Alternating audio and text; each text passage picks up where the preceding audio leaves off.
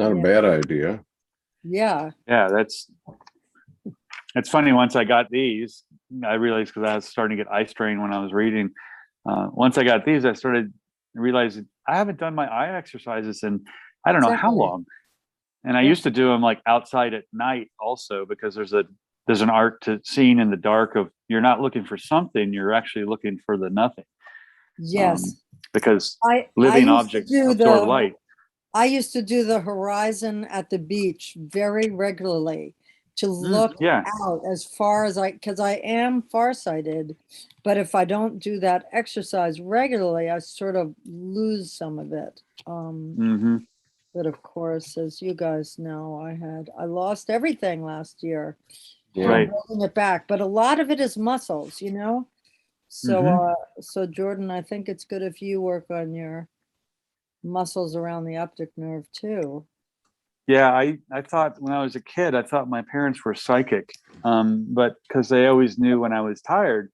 But I don't want to go to bed. I'm not tired. You're tired. Well, I didn't realize this was the weaker eye, and it was 2020, and this was 2015. But the 2015 would be the one watching. Yes. This one would just wander up to the top and just hang out when I got tired. And I didn't know until I was like in my 30s, and my dad said, "No. Your eye just went." Yes. Looking over there like a gecko or something. Okay, we have to move on here.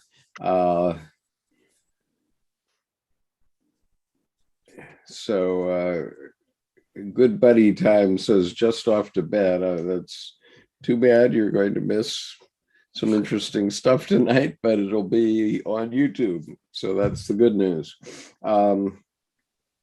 So this, I often go by synchronicity, and quite a lot has been going back and forth among our Confluence troupe that is putting together this weekend for next summer. We're in a Confluence at the moment, and it so happened that I picked up a volume 18, believe it or not, volume 18 of the collected works of C.G. Jung. And in there are a number of essays which were left out of various volumes for one reason or another. And so it turned out that right at not at the beginning, in the middle of volume 18, there's an essay that actually belongs to volume 7. And it's entitled Adaptation, Individuation, and Collectivity. And it brings a different perspective on the idea of individuation versus the collective, for me at least. And it also has a little twist for our Confluence. And so let me first read the main footnote that's at the beginning of this essay. I'm not going to read the part about adaptation tonight, but I am going to read the part about individuation and collectivity, and we can talk about it one chapter at a time. And good evening, Kathy. Nice to see you. So this is the footnote for this essay is translated from typescripts discovered in 1964 in the archives of the Psychological Club, Zurich.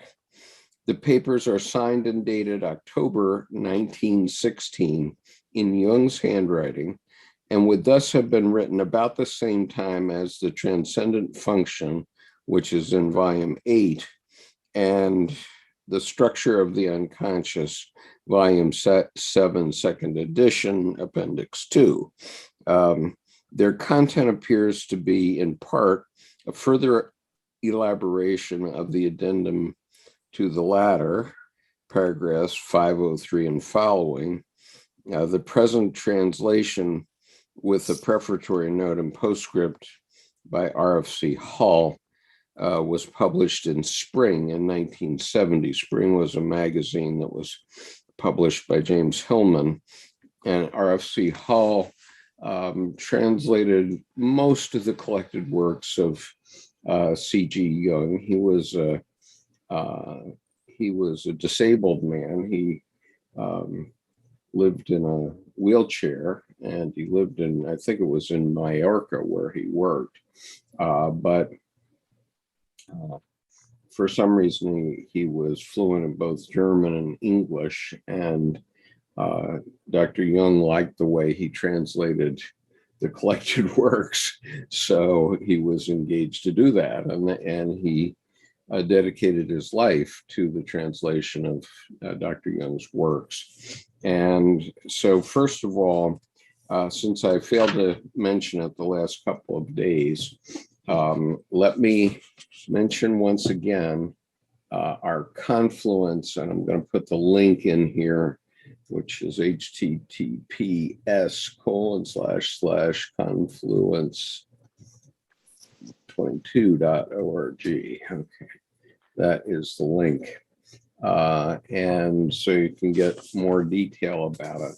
But what interested me quite a lot in connection with that was the paragraph before the part about individuation and collectivity, which I want to read. It's actually in the part about adaptation.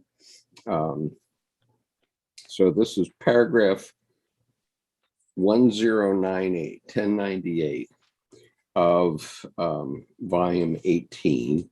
And I'm reading directly from the book, but actually I'm going to share it on your screen so everybody can see it. And so let me see if I can do that. Here. It's not do. Is it there? Is it? I have it up.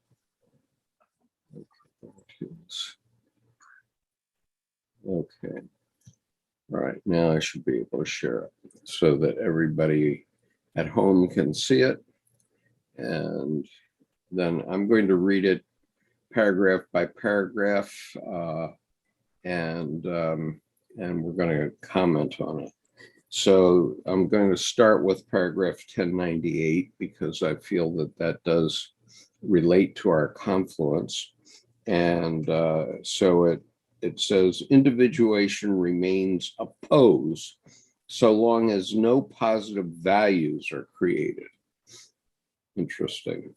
Whoever is not creative enough must reestablish collective conformity with a group of his own choice. Otherwise, he remains an empty waster and windbag. Whoever creates unacknowledged values belongs to the condemned, and he has himself to blame for this, because society has the right to expect realizable values. For the existing society is always of absolute importance as the point of transition through which all world development passes, and it demands the highest collaborative achievements from every individual. Okay, so that's that paragraph. And Jordan, do you want to take a shot at that one? Well, I really like that, just not from a personal responsibility piece, but you're not just spouting things like tossing rocks and running away. I mean, there's an engagement quality here that he's making required in regards to living what your values are, rather than just kind of meandering around and being dragged by them from some blind spot of expectation that you're not aware that you're following. Right. And what the intuition that came here, which surprised me, is that if you're going to individuate, you have to bring values to the party. Mm-hmm. And that comes up more clearly in the next paragraph. But, up until now, let's say, or up until today, I always thought of individuation as integrating the four functions. And recognizing what part of myself was feeling and thinking and sensing and intuition, for example. But it turns out that it's more than that, and that has never been clearly presented. And the point is here that whoever is not creative enough must reestablish collective conformity with the group. So the point of our confluence is that we're all creative individuals, and we're going to cause you to be creative enough is the idea of it. Okay. Well, I would add some perspective too from a creative standpoint. I remember 1992, 1993, steeping in the whole of the 22 volumes. I just had them stacked on my side table and was just going through them one at a time, back and forth, until they disappeared onto my other shelf when I completed them. But I was doing a series of watercolors that were mandalas, like rose windows in a cathedral, and a series of very, very depthful, dark oils. And they were coupled also with a lot of big dreams, that I felt like I was swimming in inspiration, and it was completely prolific. But looking back, I remember when that came to a pause in 1995 to 1996, if I look back on that now, it wasn't that I was creating masterpieces. I was actually rototilling the soil. I was the gardener who was just starting to understand, no, I'm not crazy. These are just intense things. Just don't use any words about your oil paintings. People think you're nuts. Well, and then, lo and behold, the Red Book comes out, you had the same experience. And I'm like, oh, I wasn't nuts. That was engaging my intensity, and I didn't waste the trouble, and it terrified me. Yeah. I mean, there are a lot of capital T terrifying or capital T terrible, that I would call some things in the dark. And, but I look back now, and that literally was just amending the soil and working the soil for then basically what I'm doing now, 30 years later. I mean, so it's interesting because it was so powerful then. But I realize now it wasn't supposed to make me have 50 solo shows with my paintings. This was for me. This was for my balance. This was for my psychic activation after my black belt, after all the different things of trials I'd gone through, where now I was ready for me to start.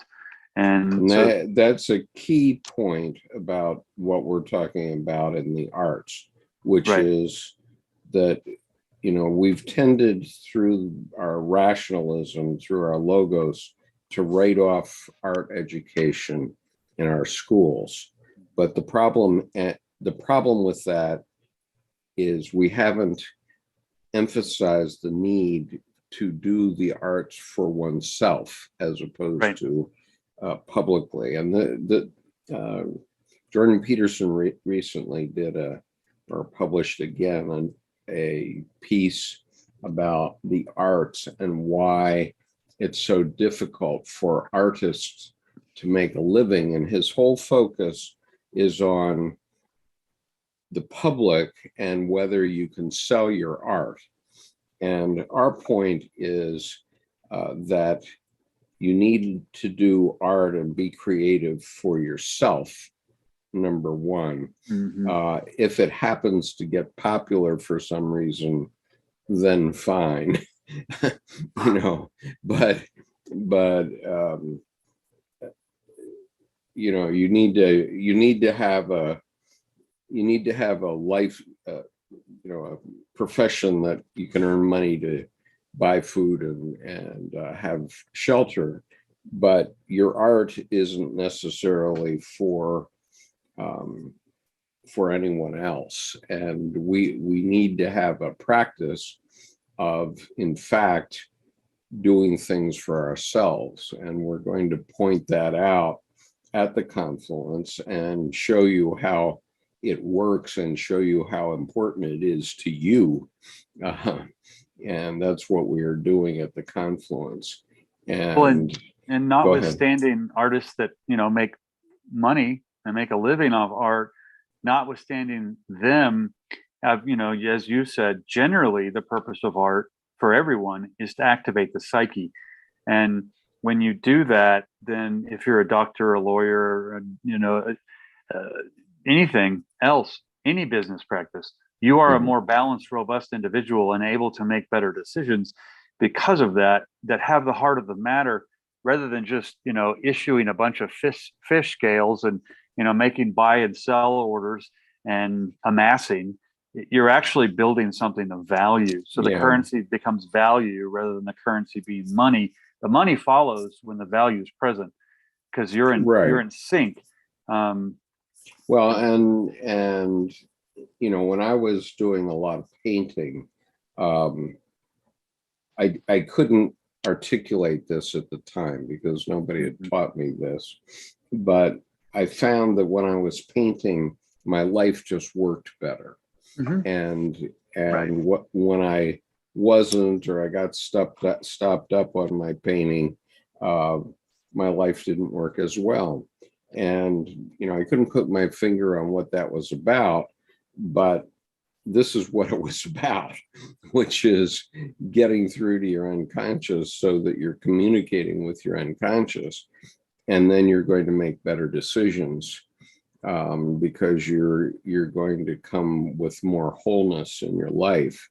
And, this is why at least 3 to 4 days a week, I make an omelet for my wife in the morning. It's not because I'm such a special chef, but when I make an omelet, I always make it the same way with the same ingredients. So it doesn't seem very creative, but the creating of the omelet in the process sort of wakes up my intuition and my unconscious for the day. And it gets a flow going between my conscious and unconscious minds. I think I mentioned a couple of Sundays ago on one of our sessions, and that omelet transcends the discipline of the ritual. It transcends discipline and becomes blisscipline, because there's a joy that's put through that it's not that you're just, the horse is dead, stop kicking it. I mean, you're making an omelet and that's all you're doing. It's very, the Zen aspect of simply be, there's very much a psychic activation in that. Right. Now, Annabelle is uncloaked, so I guess I should ask you, Annabelle, maybe, if you want to add something here. I'd love to add something. I am going to go back to beading, which is going really remarkably well. Nice. Yeah, cool. This is a friend's necklace that fell apart about 6 or 7 years ago, and it's her birthday, and they invited me tomorrow. They also came to my father's funeral, and there were not very many people who came. So it's really an exercise in, working the bardo. Anyway, I've always been someone who made things. And the things that I first made, let's say 5, 6 years old, was books. I loved books. My parents had lots of books. I would go through the books. Certain books I claimed for myself. Book of the Bayeux Tapestry, which to me was essentially a comic book. A book of Gauguin's Noah, right? These were books that I claimed, right? But I also wanted to make them because those are books like them. So I also was put into piano lessons at 5 years old. I understood that I was a poet. I also started writing dreams down, when I started keeping a notebook at age 11 or 12 years old. And I've continued both of those practices, writing down the dreams, writing poetry. At about 17, I sort of joined a community, you might say. Now, at this point, I'm on the board. It's not a very happy situation because of changes in the community, but let's not go there. When I was about 20, I took a workshop with a woman in poetry writing. So let's leap forward to now. Let's just skip all the years. And what many of those years was me with a Puritan work ethic and a building on of skills that I was just going to use skills that I was adding on: offset printing, letterpress printing, handbook binding, all these things. I have a business, and it, my accountant calls it a hobby. And I also make a lot by hand. But that woman who I took the workshop with at 20, and she right now was diagnosed with pancreatic cancer. And that was a few months after she and I had this kind of meeting of the minds, you might say. We've always seen each other over the years. But she said, look, you've got to publish your own book of this one particular manuscript. And I said, because I've been publishing books by other people. Yeah. And I said, well, I don't want to do that unless I do a book of yours as well. So that's what I'm doing. But what also happened within that time is that another guy who had started interviewing me about 7 years ago, who I didn't know from the man in the moon, who was living in Austin, Texas, who was a fan. And then I found out later I had a whole fan base. But that book came out this year. That's an interview with me about me being me.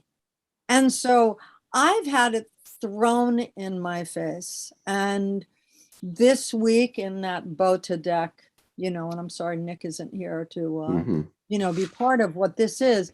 My card is Wheel of Fortune. So it's very appropriate that we're talking about this. Some of the books I published, I mean, I could do anecdotes for 100 years, but some of the books that I published, what happened to them is that other publishers then took my design, type, decisions, layouts, and made other books. Most of them went out of business, not kidding, just coincidentally.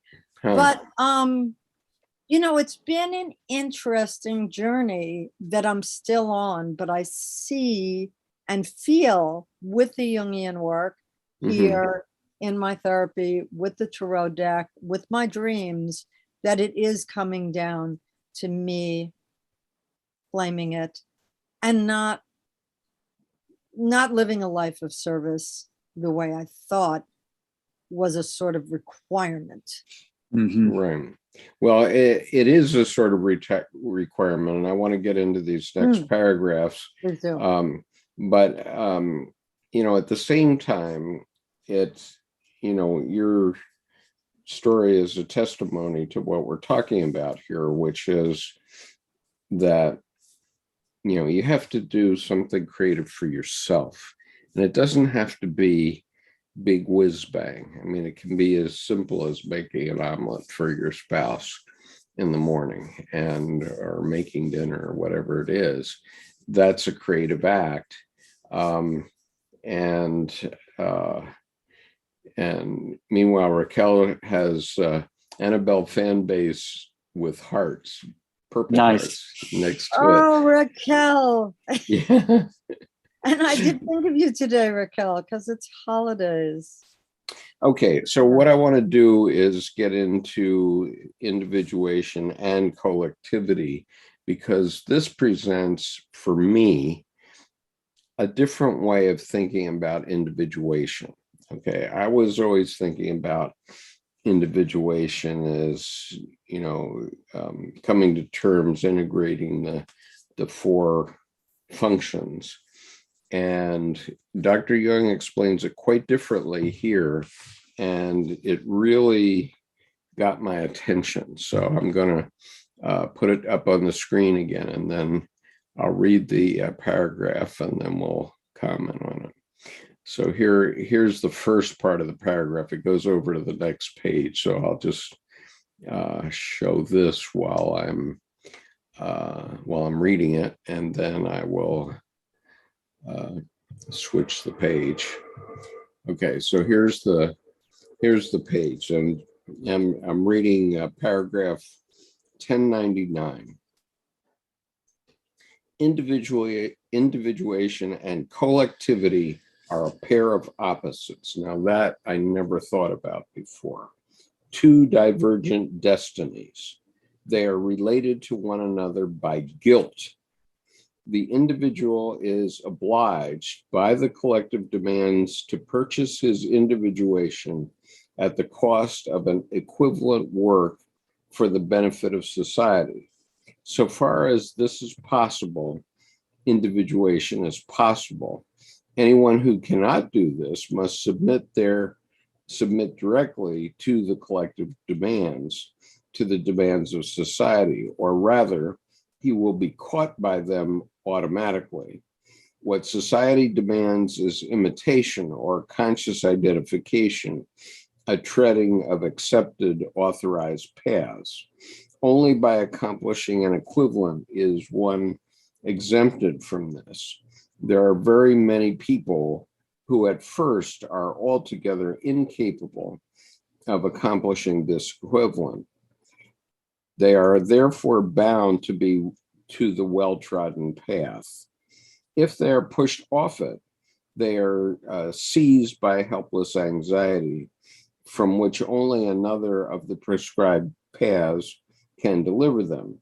Such people can achieve self-reliance only after imitating for a very long time. We'll go to the next page. For a very long time, the models they have chosen. A person who, by reason of special capacities, is entitled to individuate, must accept the contempt of society until such time as he has accomplished his equivalent. Only a few are capable of individuating, because individuation rules out any renunciation of collective conformity until an equivalent has been accomplished whose objective value is acknowledged. Human relationship establishes itself automatically in the basis of all acknowledged equivalent, because the libido of society goes directly toward it. Without the equivalent, all attempts at conformity are foredoomed to failure. Okay, Jordan. Yeah, what's interesting about that is what's ringing for me is the process of when I started my own architecture firm in 2002, one of my pieces of my business model was a different form of community service every year. And, one year it was chairman of community form and identity, writing policy for a comprehensive plan for municipalities. The next year it was vice president of the neighborhood association and volunteering through that. And then little by little, zoning analysis, but sitting on volunteer committees until 6 years later, I'm doing my accounting and I realize I'm on 23 task forces and subcommittees. And I'm like, wow. And I'm the only one on them that's not retired. And I'm telling the universe I'm retired. Well, that's where all my business went. It thinks I'm saying I'm retired. Right. So immediately I went, okay, one big blanket letter of resignation times letterhead times dear so-and-so times 23 stamps, and out the door they go, resign. But what happened is I realized I had taken, as Annabelle said, that, that Protestant work ethic, and I had taken my community service, which I enjoyed, but I took it too far. And what's interesting is that's when I turned into my work and gardening and creating a tarot deck. But I realized my service at that point was no longer give. It was, I need to have clarity of vision of what am I in service to in my own work. Right. And that is the gift to society, not to make gold, but that was certainly part of it, but so that I could tune my resonance to my own work. And in that sense, I was providing a clearer message of vision and dream and creativity to the world, whether anyone knew about it or not. Right. And it really started to flow to you a year ago when you moved to Taos, because it's very clear you're quite individuated. You moved out of the madding crowd, as it were, literally, of the architects and of the guy that was out there doing the Chamber of Commerce and that sort of thing. I mean, that's what happened to me too when I was practicing law. The thing that I thought I was supposed to do was go out and become a deacon in the church and president of the Chamber of Commerce and so on. And I did all that. And I just, in the end, I didn't find those very satisfying for myself. Mm-hmm. I was, going through the motions as best I knew them, but I was not happy. And when the first chance, first of all, I said, well, I'm going to get into business, but I better go get an MBA first. So I went and got an MBA. I was the second attorney at the University of Rochester to get an MBA in their executive program, and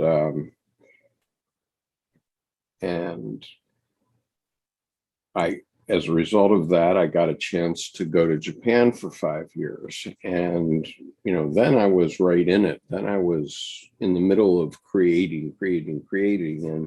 And a lot of times I was being challenged by the vice presidents back in Rochester. But in the end, they couldn't deny that I had built up this $10 million a year business from nothing in a country where Richard Gebhardt was saying at the time that you couldn't do business in this country. And I was, and he kept talking about non-tariff barriers in Japan. And I said, wow, I'm in Japan and there's no non-tariff barrier that I don't love here. Right. It's like Brer Rabbit, Please don't throw me in the briar patch. Throw me in that briar patch, So reverse psychology, right. But the point is that if you trod the well-trodden path, like becoming a member of the church and becoming a president of the chamber, and then it's not getting it for you, then you need to find a better path. And that better path very often can be found through doing something creative. Mine happened to be building businesses, which was my creativity. But I did some painting at that time, a very little bit, but I did some. I felt the urge to do it even then. And so, the point was I left the beaten path and you left the beaten path, that we, left the way that, if you go to architecture school or law school and business school, you should be doing X, and that's the real job. And, it's like, right. But the point was, and at that point, I didn't want to be an investment banker. I'm glad I never became an investment banker. That's what my business school was preparing me to be, was a job on Wall Street. Just only one problem: Wall Street doesn't hire from the University of Rochester. It hires from the Ivy League. So if you expect to do something like that, you have to be different. And so, as it turned out, I founded a company on my back porch that we took public, and I don't think there's any other member of my business school class that took a company public, honestly. Maybe one. There's one that I know of that might have done that, but the rest of them just became cogs in bigger wheels, or 12 of them were from Kodak, so they were in a 50,000 person operation in Rochester. It was the biggest company in Rochester, and so they just went in and were bigger cogs in the same gestalt, but they hadn't individuated themselves. They were still in the collective, and the collective sent them to business school, whereas I went to business school as a renegade. As Right. I put myself through business school. Well, me and you did it because it was on the GI Bill. So the American people sent me to business school, but I had that opportunity, and it was very good for me at the time because I got 5 years of GI Bill, and that covered law school and business school for me. And it supported my family in many ways.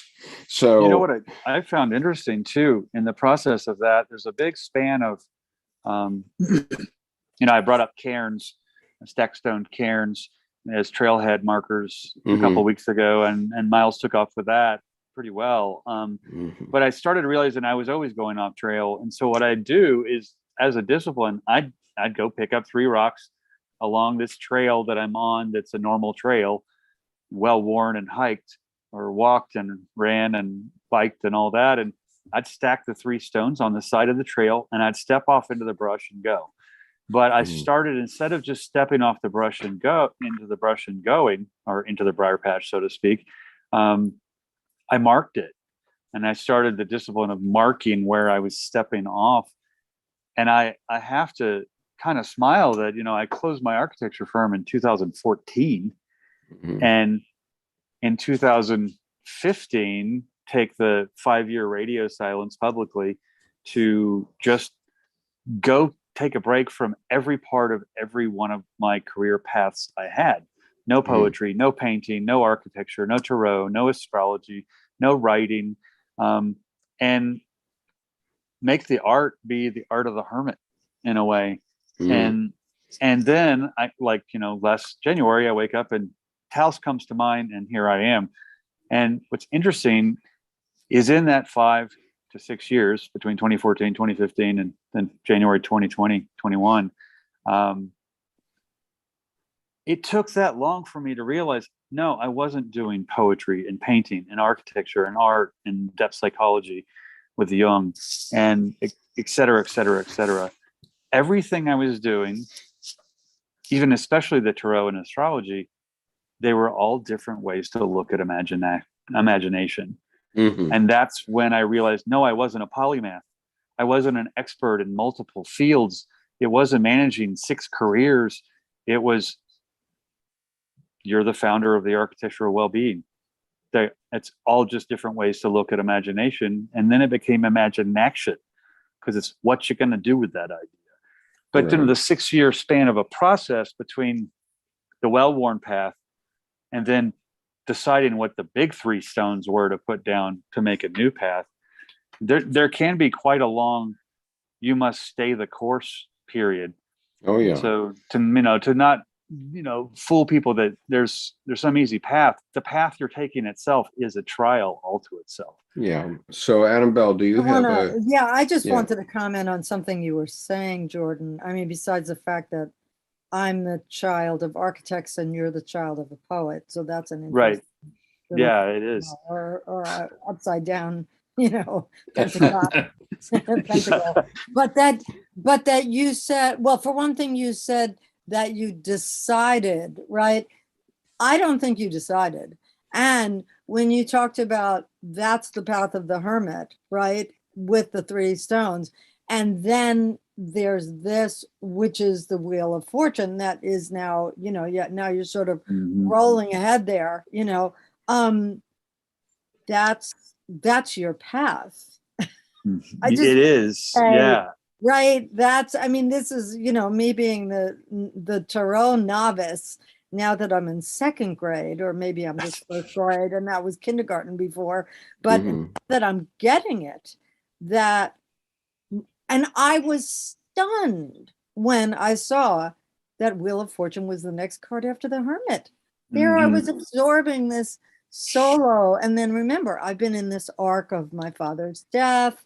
And it started, he died November 22nd. So that arc I count as the 49 days of the Bardo. So it's still the 10th of January. So this is all this holiday rigmarole, craziness, no work, and yet it's the Hermit into the Wheel of Fortune. That's what it is. Yeah. And it's something interesting new will because come. yeah. And I stand by for the 10th of January. Yeah. I think you're right that I didn't decide. The only thing I decided was 5-year radio silence. I'm calling it the long road home. I don't know what that means, but it's 5 years and deal with it, Jordan. We can make all the decisions we want. Come on. And it really was just aligning with what I was resonating with already. Yes. So it's interesting. Even my astrologer, he's like, sometimes, why am I your astrologer? You're always doing things that you're supposed to do before you're supposed to do them. Right. Now, he goes, you weren't up to a year ago, but now you're just ahead. I said, well, I'm not thinking. Reasons are unreasonable. Just gotta paddle the boat. Okay, let's hit the second half of this paragraph. Thank you, Annabelle, for that. Because it's important. So such people can achieve self-reliance only after imitating for a very long time one of the models they have chosen, which is what we did.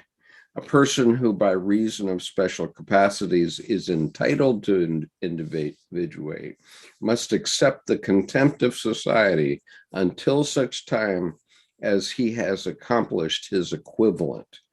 Only a few are capable of it because individuation rules out any renunciation of collective conformity until an equivalent has been accomplished whose objective value is acknowledged. And so, what I would say is that, at least for Jordan and me, we both followed imitated the path of our predecessors for, the early half of our life, but it was only when we renounced it, and then we had to draw people towards us so that we created basically our own collective. So that's that's what's happened here in terms of this YouTube channel, for example. Now I'm not bleeding subscribers. I'm gaining 100 or 200 new subscribers every month, and so the number of subscribers is increasing. So I've created my own value, the objective value of something that I'm doing, and it's drawing people toward me. And that sort of was unexpected. Right. And that imitation piece there also, there's quite a look before you leap mantra in that, which keeps you imitating, keeps you in the same, okay, I can stomp on the ground, it's supporting me. But then there becomes that Irish proverb of may the ground rise up to support your every new step. Meaning there might not have been any ground there when you started stepping, but it's going to be there when your foot goes down. And you start to not just trust that. I think that's when you, in a sense, you break water. I mean, you painfully break water. The king basically explodes the cup because the new king is born. And it has a different kind of sovereignty that's not so concerned about sovereignty anymore. It just is. Right. And the question, it seems to me, and this relates to these last few lines here, the question, it seems to be, is whether you're flowing toward the collective or the collective is flowing toward you. And So this can be on very many levels. For example, we'll just take Picasso as an example. He was copying Goya, and he said, when I was 12 years old, I could paint like Goya, but then I had to learn how to paint like Picasso. Right. And so once, you can conform, and his father taught him very pedantically how to paint like Goya. His father was an art teacher. And so, that's one thing. And there, if you go into at least major museums in Europe, and I think maybe in the U.S. too, you'll find people who have permission to copy the great masters, and they're in the museum actually doing copies. And except those copies typically have no life in them, really, because they're not the work of that individual. And so, those people, I don't want to say they're wasting their time, because you have to learn your art, I guess. You have to learn your tools. But the question is, when do you start painting for yourself and not stand there trying to copy a great master in a major museum? Well, right. And there's a quote that goes right along with that of imitation is the first sign of genius. Except the thing is, that's the painting like Goya. But then until the genius is when Picasso painted like Picasso. But the imitation, it's in a sense the martial artist doing form after form and technique after technique. But then training so hard until the mind forgets and the body remembers. And then it's the art of martial arts. It's not just learning. And the point is, are you going toward society, or is society coming toward you? And I think the answer is yes, both. Yeah, except I'm going more to myself, except by doing so, I'm also being able to be more outward. Right. Simply and so because people are being attracted to your table for tarot readings because you're sticking to it. Are you still doing it in this cold weather, or what are you doing? Not this last week, but tomorrow it'll be 45 to 50 again. So I'll rain and snow Thursday. But yeah, it's gonna basically still planning 5 days a week, and I took the last week off just because it was too cold. I mean, high would be 39 or 40, and that's no one sits down under 45 degrees. I pretty much figured out. But my expectation is that by springtime, you will have created enough magnetism such that people are just flowing to you to do that. Yeah, and in fact, when I show up, I'll have people sitting on a bench waiting, like 10 minutes before I'm ever going to be there. They know, okay, 11 o'clock or at noon, this is the day he gets here. And I'll walk in and they'll go, oh, are you setting up? Do you want a coffee? They're there, and they'll buy me a coffee or a smoothie while I'm setting up, and they're waiting. And so it's interesting because people are referring people are sending people who are on vacation, friends, to, they said I had to come by your table. I mean, and a lot of people who've never had readings, and I think they may be getting spoiled because I'm no fortune teller. The architectural well-being is a whole different ball of wax, and it's about enhance your decision making. And it's one guy's like, I just could tell he's an attorney. He's like, yeah, I'll come back and get my fortune read. I'm like, we don't do that here. He goes, well, then what do you do? I'm like, I don't know, but that's clairfraudulence. So okay, so let's go on to this next paragraph. Synchronicity. 1100. Synchronicity. I saw a diagram today that was interesting that applies, I think, somewhat to this conversation and the reading. There were two circles, the Venn diagram. The one on the left said discipline, and the one on the right said surrender. And then the shaded spot between where they overlapped, they called it flow. So there's this, but the intersection of discipline and surrender creates a flow. I thought that was kind of interesting. Yeah, that's interesting. So let's read this next paragraph, which is, through imitation, one's own values become reactivated. If the way to imitation is cut off, they're nipped in the bud. The result is helpless anxiety.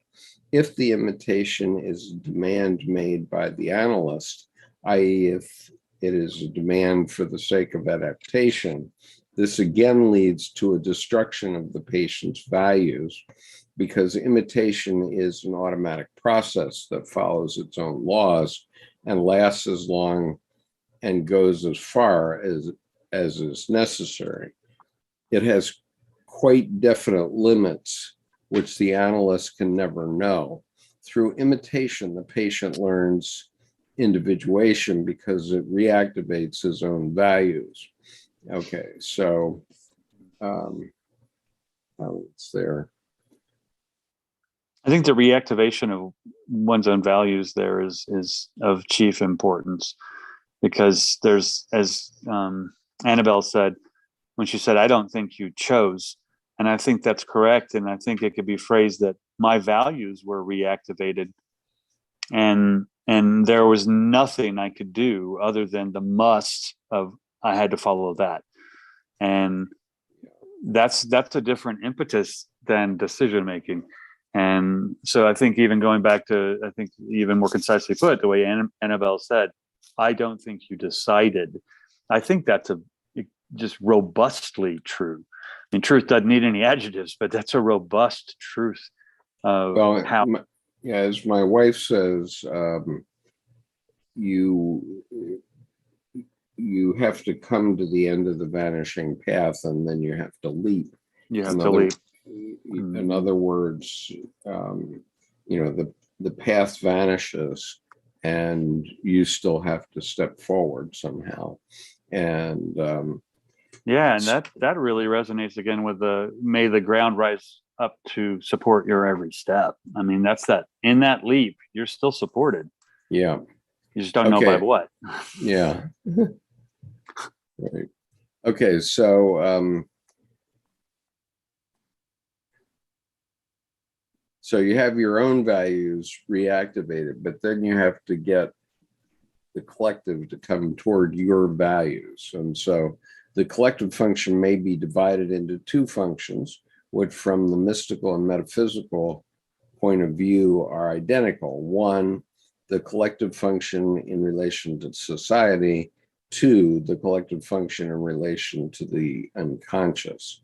The unconscious is, as the collective psyche, the psychological representation of society. The persona can have no relation to the unconscious, since it is collectively identical with it, being itself collective. Hence, the persona must be extinguished, or in other words, restored to the unconscious. From this arises the individuality as a pole that polarizes the unconscious, which in turn produces the counterpole, which is the God concept. Okay. I want to comment on that one. I really like that the persona must be returned to the unconscious. Yeah. Because even, for example, my stepmom pulls up and I open the car door this last summer, and there's my dad's favorite leather hat. And I'm like, I won't crush it. What's my dad's favorite hat doing here? And I just bought these two bracelets that I'm always wearing. And she goes, maybe you can have it as a favorite as well. Mm-hmm. So in a sense, instead of walking in my dad's shoes, I was walking in my dad's hat. And I did not pick that. I picked a couple of bracelets. They felt local. They felt resonant. But then the hat goes on, and I'm like, I'm done. I don't need any more jewelry. I don't need any tattoos. I don't need. And all of a sudden, it wasn't 2 hours later. Someone goes, "Well, you're local. So where's this and that? And where should I go for this?" In that moment, in that 2 hour span, I became local, and I hadn't chosen it. it came to me. And so I really have a resonance with that. The persona must be returned to the unconscious, because then it wasn't superficial. It wasn't even style. It wasn't even, I feel comfortable. It was, these gifts I have been given and I valued them. And that was the surface, but that surface came from substance rather than being superficial. So that the persona returned to the unconscious. That's a strong statement. Yeah. And I think that's at the end of the right of the passage, where, in a sense, that quote we both had last week of, at this maturation, the hero's myth loses its power. And as much as it stays around, it's simply still around, signified by the maturity that has occurred. Yeah. Rather than being an end. And that's the disappearing path. Debbie's disappearing path is the end of that hero's myth, where that step occurs. Well, here's a few comments that are challenging us. Let's see. First, Miles says, "I'm looking forward to telling you how you and your Karen symbol impacted me, and I have not told you the rest of the story yet." Okay. And Miles, I appreciate that. Anytime you want to come on here, you're welcome, and you know how to get here. I kind of feel like Miles picked up the cairns, and I didn't understand. I hadn't turned them over. On the back, the instructions said just add water, because I think he's making them a lot bigger. Okay, now Good Buddy is the presenting us with the opposite. He says, "I've never imitated or created. Makes me a lonely and misunderstood man, but the most real, if I can say that, imitation has to have genuine value in it and seen as good. Creativity is unnecessary. It is just vanity." Well, I think that's too encapsulated in capital G, Greek, capital R reason. That's going to be proving something to death. And I think in regards to creativity, there's a place where things don't need words, which, for me, you could talk a blue mile, is a little awkward for some people to hear. But my Greek reason is reasons are unreasonable. These things don't need words, but they need that to be there. Otherwise, it is vanity. And it's what Jung had said. It's not real. Well, let me value.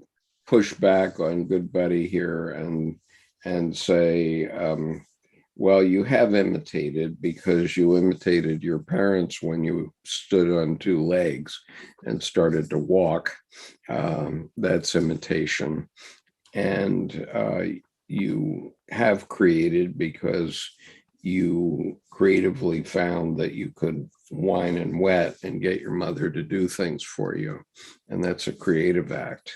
And so there's a little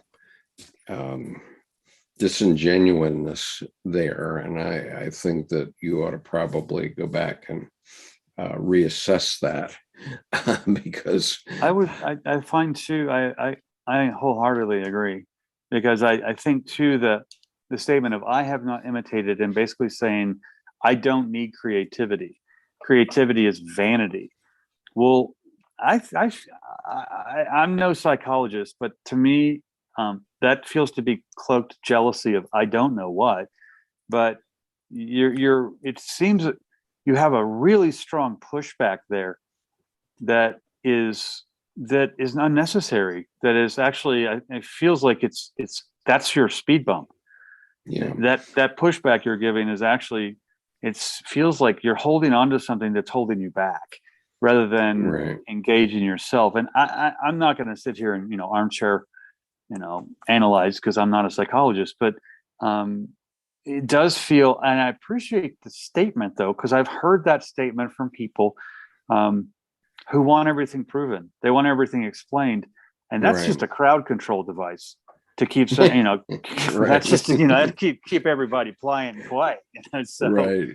I'd be curious what your creativity is, Yeah. And I would say the creativity that we're talking about is not vanity. It doesn't mean that you're going to do a show or something like that and try to sell your creative product, whatever that might be, whether it's dancing a jig in the square or whatever it is. We're talking about creativity for yourself, which opens up the unconscious. And, there's one quote here in Dr. Jaffe's book, which sort of fundamentally opens up what we're talking about here. And I would actually ask Good Buddy if Good Buddy has hobbies. Anything that, I don't know if Good Buddy is male or female. No, we don't know, but probably a male, I guess. It sounds male, I shouldn't say it. He sounds male. But if there's any interest you have in your life, whether it's you like your coffee black, there's a creativity there, because you're not adding half and half or sugar or honey or agave. Right. I mean, you're creating your coffee the way you like it, right? Yeah. And that's, I hate to say it. I mean, I don't want to boil it down to that, but it's simple. And I think those things that you like in life, those things you are drawn to in life, even if it's loneliness, whatever it is you have, whatever you're drawn to, there is something there for you that either with it or relieving yourself of it could be nourishing. Yeah. And so I just want to read this one sentence, which sums up Jungian psychology. And if you don't relate to this, probably you should go looking for a different website, because this is what Dr. Jung was all about. And it's found in chapter 4 of Liberating the Heart, Spirituality and Jungian Psychology. And the sentence is, the purpose of Jung's whole psychology is to make accessible to us that healing power which resides in our unconscious. So the point is that everything that we're talking about, and especially creativity, is about opening up the unconscious. The reason I so readily and willingly make omelets for my wife is not because I want to get brownie points with my wife. It's because I want to literally open up the flow of my own unconscious. And hello, Manuela, nice to see you tonight. Hey, Manuela.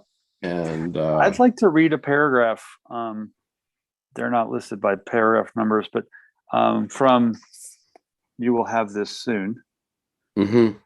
The Place of Creation. Actually, I think I might have it. I haven't opened. I got a notice that it was here, but I haven't opened the door to see if it's there. Nice. Let me read this, and go ahead. It's on page 144.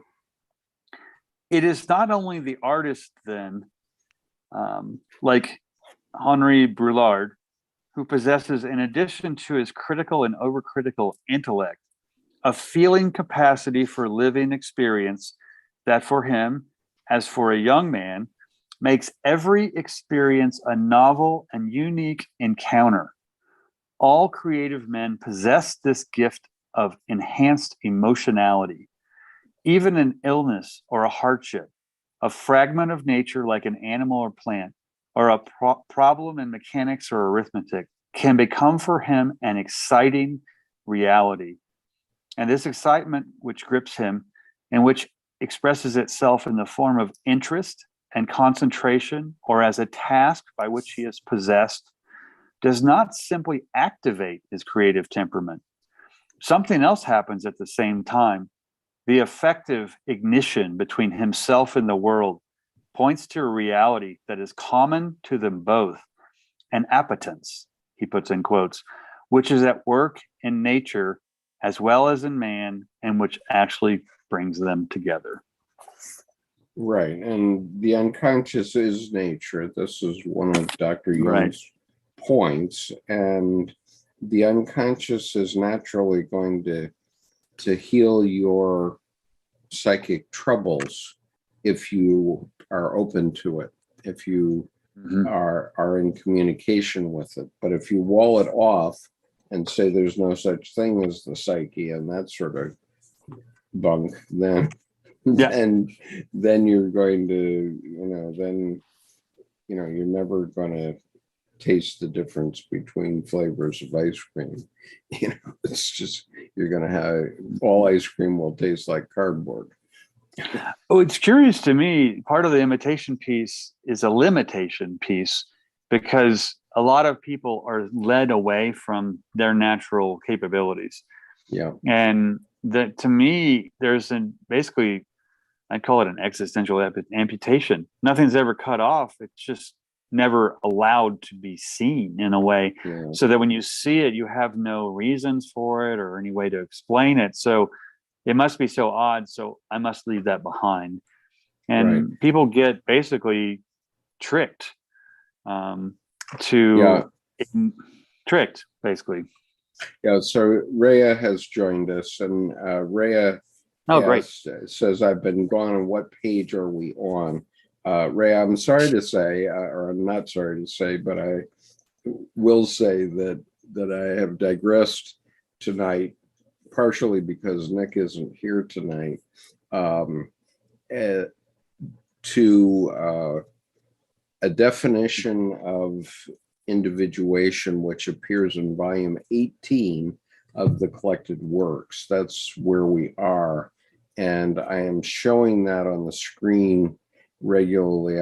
I'll do that again now to show you where we are at the moment in this. And the title of volume 18 is The Symbolic Life.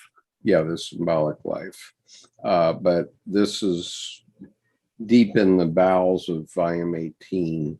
And so we're down to a paragraph 1103, which is on page 453 of volume 18. And you have access to the electronic version of volume 18 if you go into the Dropbox entitled Carl Jung Depth Psychology, which is, I send you the link to it every week for the advanced reading group. So you can just link to that. And I think this is a good off-trail venture, because it's not so much the cat's away, the mice will play. I mean, it's that this is about creativity. This is about those cairns blazing your own trail, setting off, don't throw them in their briar patch kind of thing. So, Rhea, the book that was on the screen is volume 18 of the collected works of C.G. Jung. And the reason I'm talking about it tonight is because he introduces in these paragraphs, and mind you, these paragraphs were associated by the publishers of the collected works to volume 7. Okay, in other words, as they were publishing the collected works, some things were left out, and so what they did was, in volume 18, among other things, was they pulled things in to volume 18 that had been missed. And so this particular 2 pages is actually from a typescript that was found in 1964, but it was dated October 1916 and had been signed by Dr. Jung. And the publishers of the collected works determined that, it really relates to the material in volume 7, which is what we've been working on. And so I decided to look at that. And when I looked at it, I said, wow, he's he's talking about something that I hadn't thought about before, and that is a definition of individuation, which puts it in opposition to the collective. And I had never really thought of it in that way. Obviously, that's sort of what he's always been talking about, but I had never really thought about that opposition. And so the point is that if you're going to individuate, you have to be strong enough to break away from the mold. Okay. And Rhea, based on what I know about your life and the fact that you had gone to Latin America and so on and researched symbols and that sort of thing, I'm sure that you're one of those people who has individuated because you've broken off of the path and done your own thing type of thing. And so I guess everybody that's been involved with this YouTube channel has more or less been doing something like that. But this tells you that one of the things that you have to do as you're individuating is bring values that the collective doesn't have. And those new values will draw people to you. So we can see it in just the subscribers, for example, of this YouTube channel. One of the reasons that I keep doing it is I keep attracting subscribers. And so every month or so, I am adding 150 or 200 subscribers to the YouTube channel.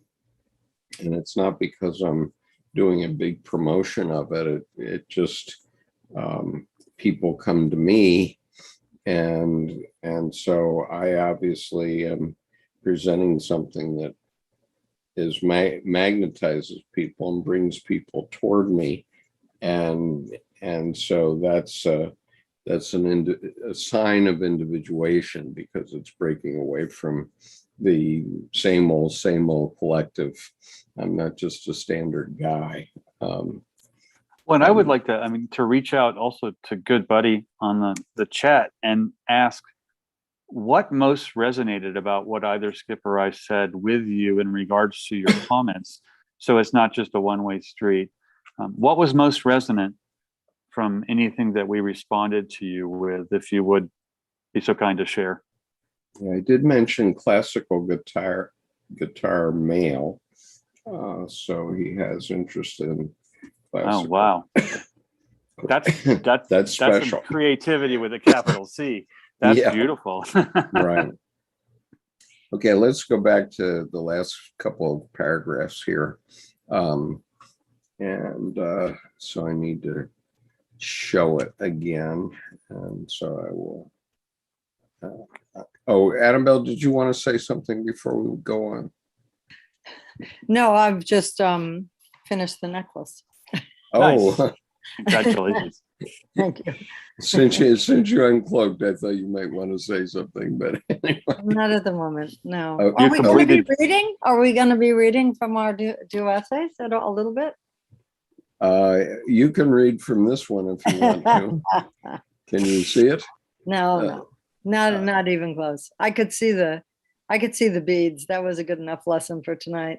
Okay, very fine. Muscles going to the then. Okay, so let me read paragraph 1103. The individual must now consolidate himself by cutting himself off from God and becoming wholly himself.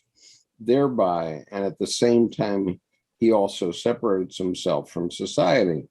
Outwardly, he plunges into solitude, but inwardly into hell, distance from God, and consequently loads himself with guilt.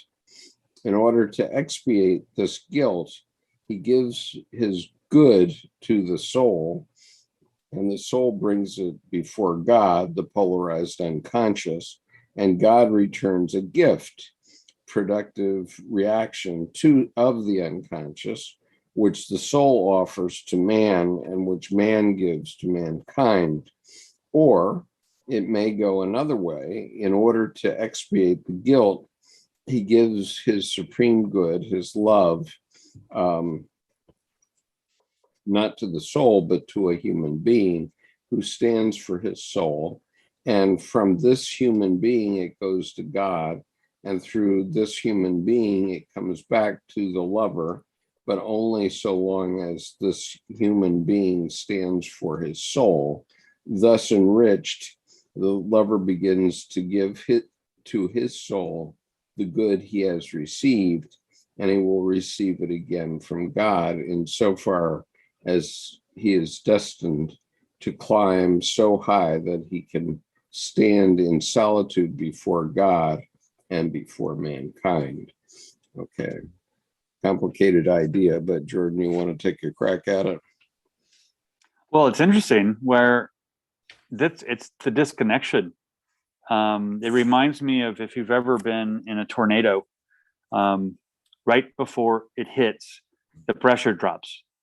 And it's the most wiggy, weird feeling because you're not supported anymore. And the operative metaphor would be if you're swimming in water, you're fully supported in all directions.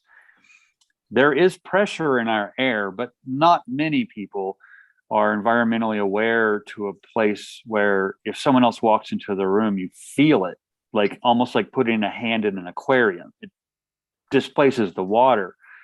What's interesting here is he's saying that the pressure disappears, the disconnection with God. There is nothing that is holding that person together, him or her, other than their own identity. So in the trial of no support, basically the solitude, do you have guilt or do you have self, is what I'm hearing here, because he's removing the pressure of any overarching deity, God, as support, faith, hope, Right. that would keep someone together and be basically a supplanted parent.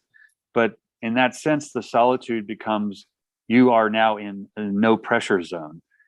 Do you hold it together or do you fall apart? Yeah, I mean, this is basically the story of Job and Jung's answer to Job. Right. Here comes Miles. Good.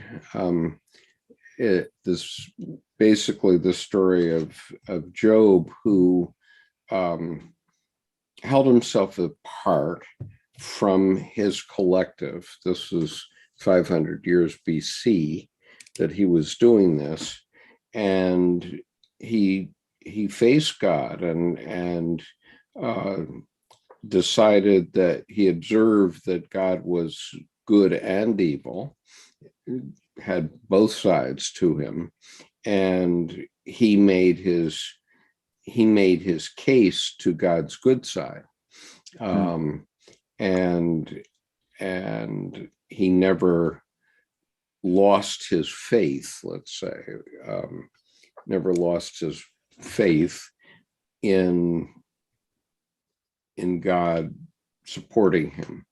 And even though he had been through many different trials, and his friends didn't understand that, but he held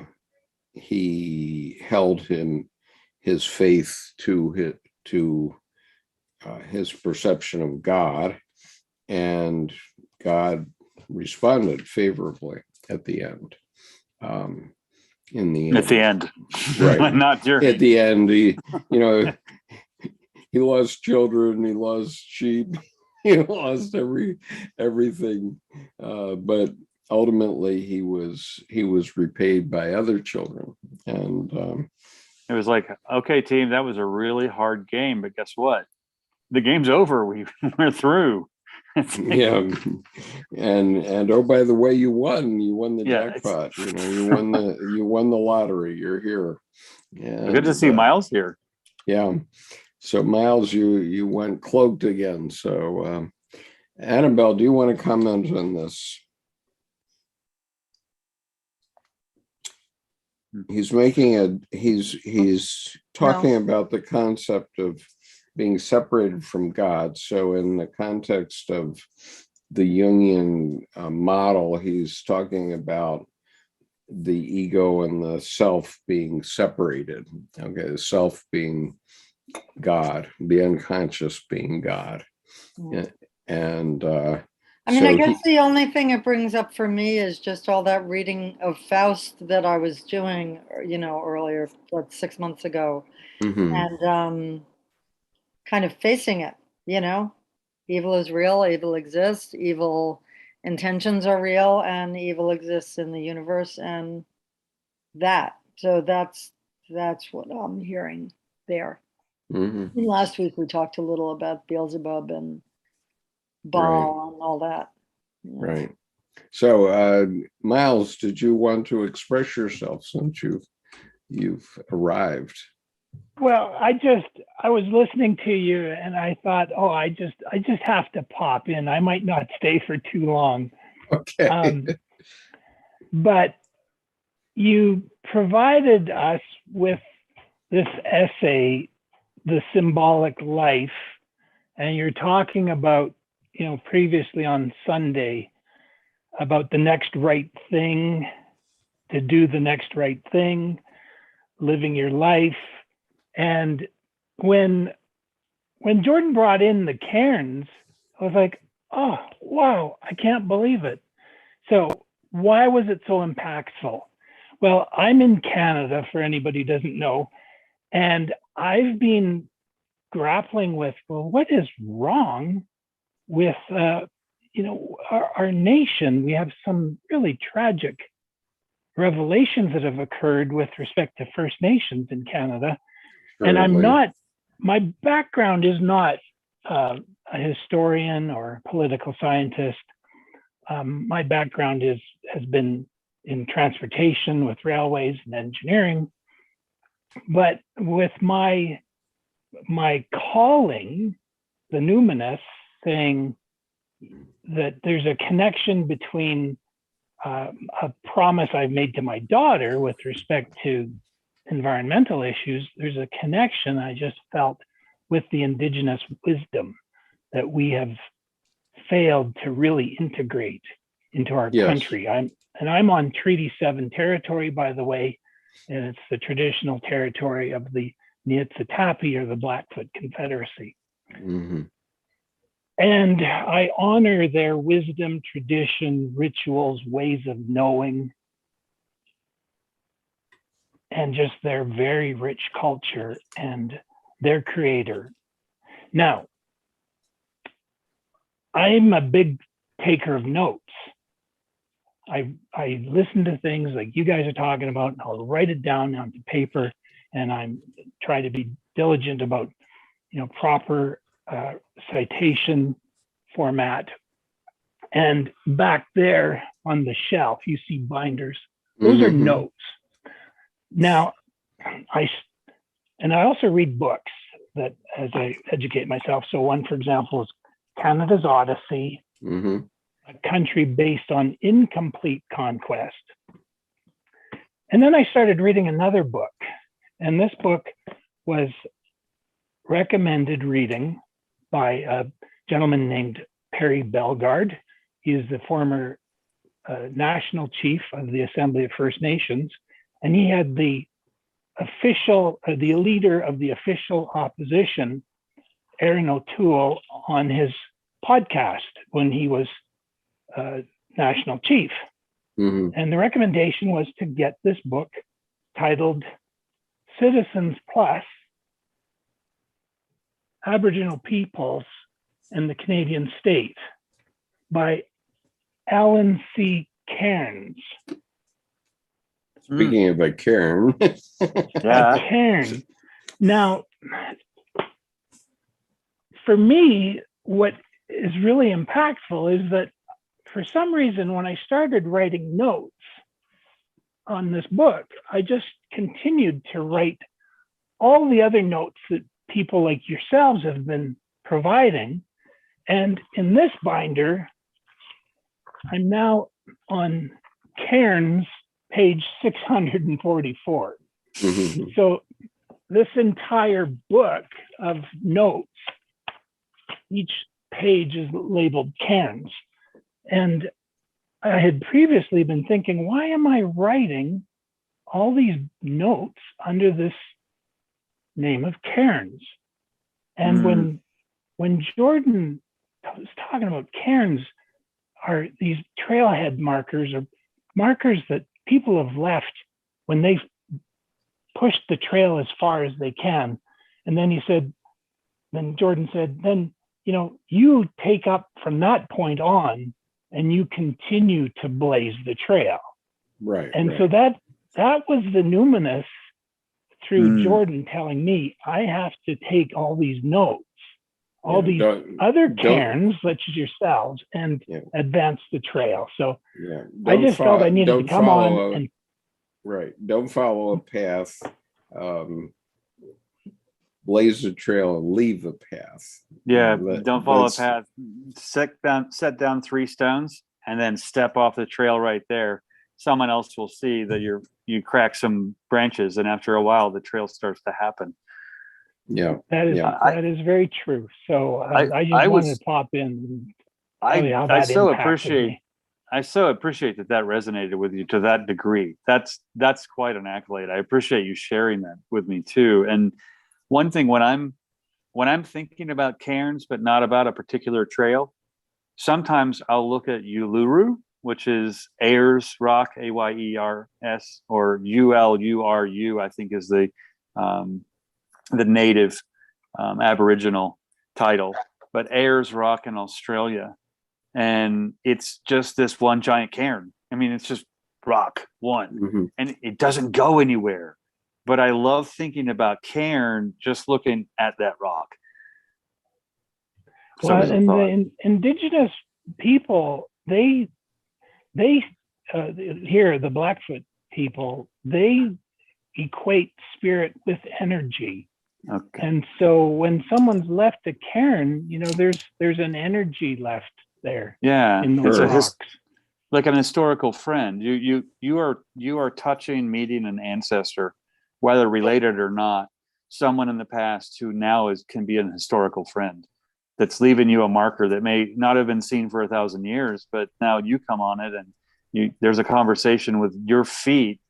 May the ground you walk on be as inspirational as the stars in your sky as you pass those rocks. Right. Well, and the other thing I want to share too is the indigenous elders that I've met. One of them is a gentleman named Casey Eagle Speaker. And in spite of all the, mistreatment they've experienced over the last 150 years, they're still such generous-hearted people. And one of the things he said in a circle that was held, I guess a couple of years ago now, he said, you don't have to walk the trail alone. Like we'll walk together. And so, but there is an onus on every Canadian to pick up on the calls to action of the Truth and Reconciliation Commission. There's 94 calls to action. I've chosen 2, number 94 and number 49. And it's only through the generosity of Skip and friends that I'm making sense of what unites us. So I just wanted to pop on and say that, and I'm going to leave you because it is dinner time. And and before you do go, hi Annabelle. I'm sorry I didn't say hello to you. Before you go, Miles. Wonderful to meet you, Miles. Wonderful to meet you. You reminded me just now of the old African hunter's proverb when you talked about going not alone. I mean, the old African hunter's proverb is to go fast, go alone. To go far, go together. And that you just kind of sparked that to mind there. Yeah. So thank you. Good to see you. Okay. Right. Take care. Catch you later. All right. So I think one of the key points that is being made here is that we all need some collective. We all need others to, just reconfirm who we are. I mean, even in this COVID time, at least I've had my wife and my mother-in-law, and we've been sort of a cohort of 3 people, but we have each other to bounce off of. And of course, I have this community to bounce off too, but that's only 6 hours a week or whatever it is, and the rest of the time we have to keep our mental health, and that typically is done by seeing that other people are connecting with you and have similar values, and so that's one of the points he's making about individuation here, that you have to bring values to the party. Joel, did you want to say something about that? Or well, I've been listening on YouTube, and I just can't be quiet any longer. okay, well, Too much wisdom going on. I'm just sitting here, and I'd been here 20 minutes ago, but I'm not going to take that time. Technology. Let's get ready. Real quick before you. Okay. Turn that off. Everybody said something that really resonated with me. When I first came in, I was talking about synchronicity. Miles just left, and the African proverb you gave, Jordan, before we go any further, go fast, you go alone, and then do what with the tribe? Yeah, to go fast, go alone. To go far, go together. I tell you what, I actually am living, as some of you already know, in land that had been, going to be pretty bold tonight, raped by these Christians that came over here, sent by the rich people to take their land. And I feel their mourning in their bodies. As you know, I live on a religious center. And when you're talking about what Carl Jung was talking about, God and the rising up, and as I listen to that, and y'all know that I'm getting my understanding of the world actually through the 12-step programs, and I've read every one of them. And in that book, he brought in spirituality, and he was also one of the ones who was the psychologist for these people. So any type of program that's out there, I've read all the literature. So Carl Jung is in everything that I read, and that's what part of the synchronicity is. And so for those who don't have a God, and that's why in that reading tonight, and y'all were talking about it, that's where I am. I wish our language had another word than God, because the reading that you came from, I think when it was referenced, if I had read it at that time and without having wider reading of so many other authors that I didn't have growing up, and it was getting white-headed, I'm getting to know these people, that I am so fascinated how ignorant I had been all my life.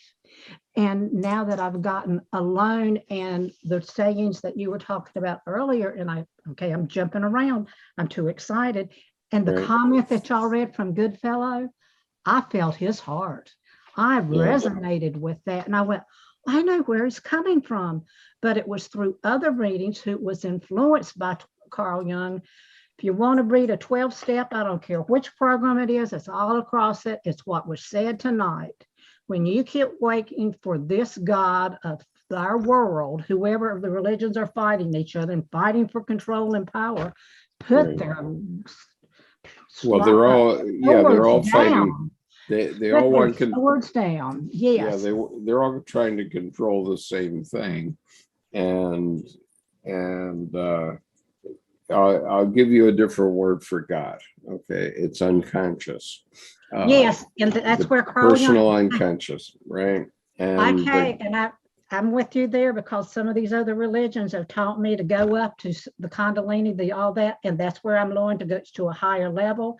Annabelle was talking about crafts, and y'all were talking about that in regards to Jordan, to if this fellow had a hobby. I have not been in my workroom, and this is what y'all can tell, for months. Well, your comments tonight told me, as I'm oscillating which thing I'm going to do in this next season of my life, is I have been abandoned by what society would say family. We have like things, and you know what? Perhaps it's not abandonment. perhaps I have learned what in programs says, let go, let God. Then I learned through this, it's not God, it's my unconscious who was speaking to me, which is a full circle again. So anyway, thank you. Yeah, but your Joel, your unconscious is God. I mean, people asked Jung why he called it God, and he said, why shouldn't I call it God? It's always been called that, Yes. and it's a perfectly good name, right? Well, well, I like Carl. I like his the big G, not the little God. When the what is it? Well, let's put it this way: each of us has a little piece of God within us, and it's unconscious. And so when you're praying, you're actually petitioning that part of God, typically, but it's also the collective unconscious. So, God can be good or evil, and we see that in our current affairs, because God is the collective combination of all of us. And if we look at January 6th, we see, a negative part of God, regardless of which side you were on. It was an ugly side of God. Why does God allow that to happen? Well, the gods in those men were, predominantly men, was telling them something that isn't actually going to wash in society. It doesn't wash, and sometimes it washes for a long period of time. For example, during the Nazi period in Germany, it took 22 years to get it out of the system, and it didn't get out of the system until all the crackery was broken in Germany. Okay, then and only then, when the country was practically bombed into the Stone Age, only then did they get rid of this evil that was there. Jewel, I think, Jewel, you kind of inspired the quote to mind when you said, just put down the swords, just put down the guns. There's, when Jesus says, he who is without sin may cast the first stone. Well, that shuts all the mouths. That stops all the violence, because everyone and every single person, regardless of what side they're on there, is now called out. Yeah. And so no one will pick up a stone, because they will basically have called themselves out as a hypocrite. And that is so beautiful, because to me, it goes back to what did we go back, these ancient people that I never read before, the mythology. I never knew this until now, or terrorists. I cannot wait to keep going on. But with this being said, it was the 12-step people of every program I have ever visited gave me a gift each time. And one of them, they'll sitting there and saying about God means your ego is edging God out. And so that to me goes back to power, which goes back to war, which goes back to control, which goes back to not listening to our unconscious that tells us when to get up and walk away. Yeah. And that's the love of not power. Listening, period. Not listening. Yeah, the love of power instead of power of love. Yeah. Right. Or like you said, not listening, period. Well, so I think so. For Jewel, I just will read this one paragraph. I read it often, but it can't be repeated too often, I think. And that is a paragraph from The New God Image by Edward Edinger. And it's actually the book is basically a commentary on 14 letters that Dr. Jung wrote to theologians, and they were very powerful letters. And so Edinger took these 14 letters and wrote an entire book of commentary about them. But there's one paragraph in all these letters that is more powerful than any other in terms of what we're talking about. And it's in a letter that he wrote to the Reverend David Cox in September of 1957, if memory serves. And so we can confirm that, I guess. Yeah, it was September 25th, 1957. And it's a huge letter for somebody who, I guess he was dictating. He must have been dictating in order to write a letter of this length, because it takes like 12 pages in the book. But here's what he says. Although all this sounds as if it is a sort of theological speculation, it is in reality modern man's perplexity expressed in symbolic terms. It is the problem I so often had to deal with in treatment of the neuroses of intelligent patients. It can be expressed in a more scientific, psychological language. For instance, instead of using the term God, you say unconscious. Instead of Christ, self. Instead of incarnation, integration of the unconscious. Instead of salvation or redemption, individuation. And instead of crucifixion or sacrifice on the cross, realization of the four functions or of wholeness. I think it is no disadvantage to religious tradition if we see how far it coincides with psychological experience. On the contrary, it seems to me a most welcome aid in understanding religious traditions. And so, I mean, the essence, I mean, to me, the essence of it is instead of God, you say unconscious.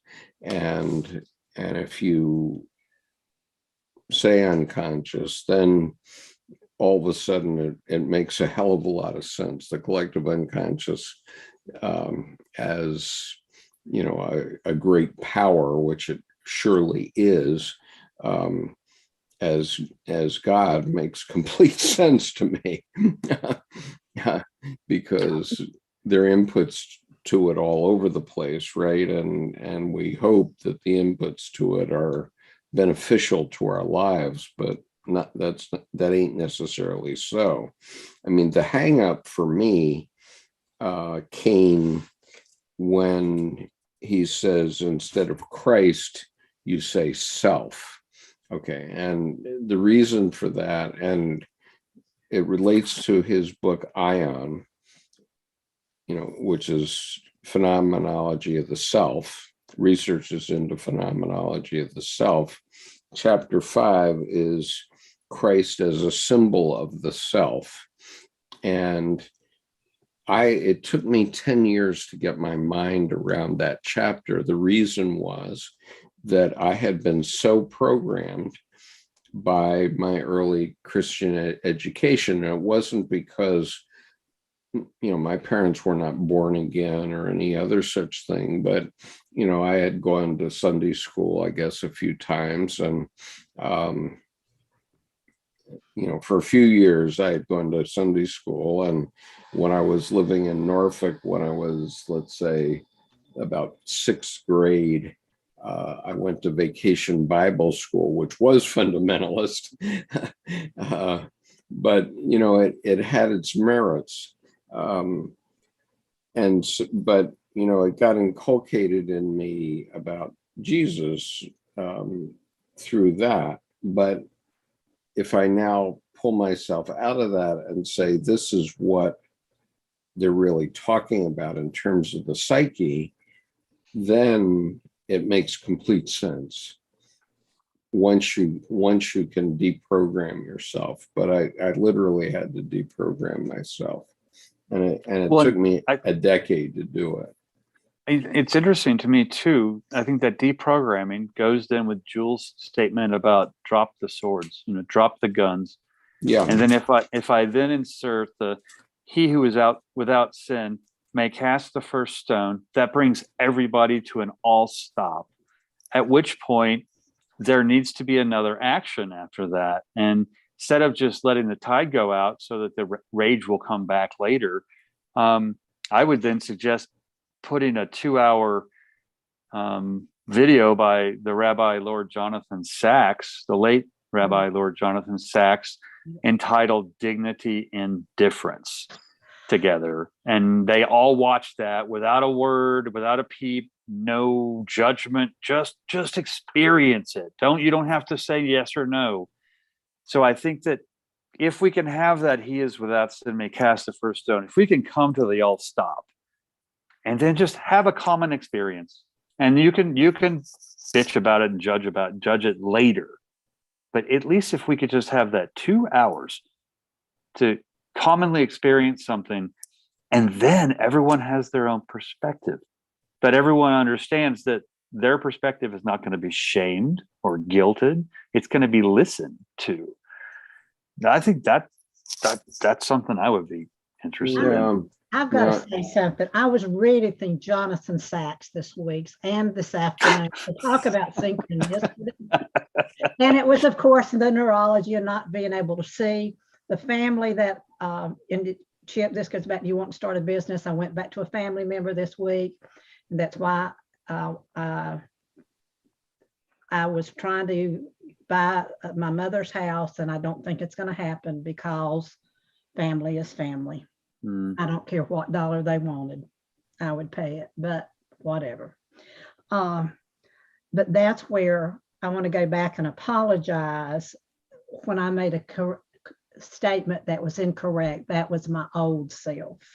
Mm-hmm. And after studying Carl Jung and the individuation and collective, when I say family, I'm talking of the collective past as I have individuated.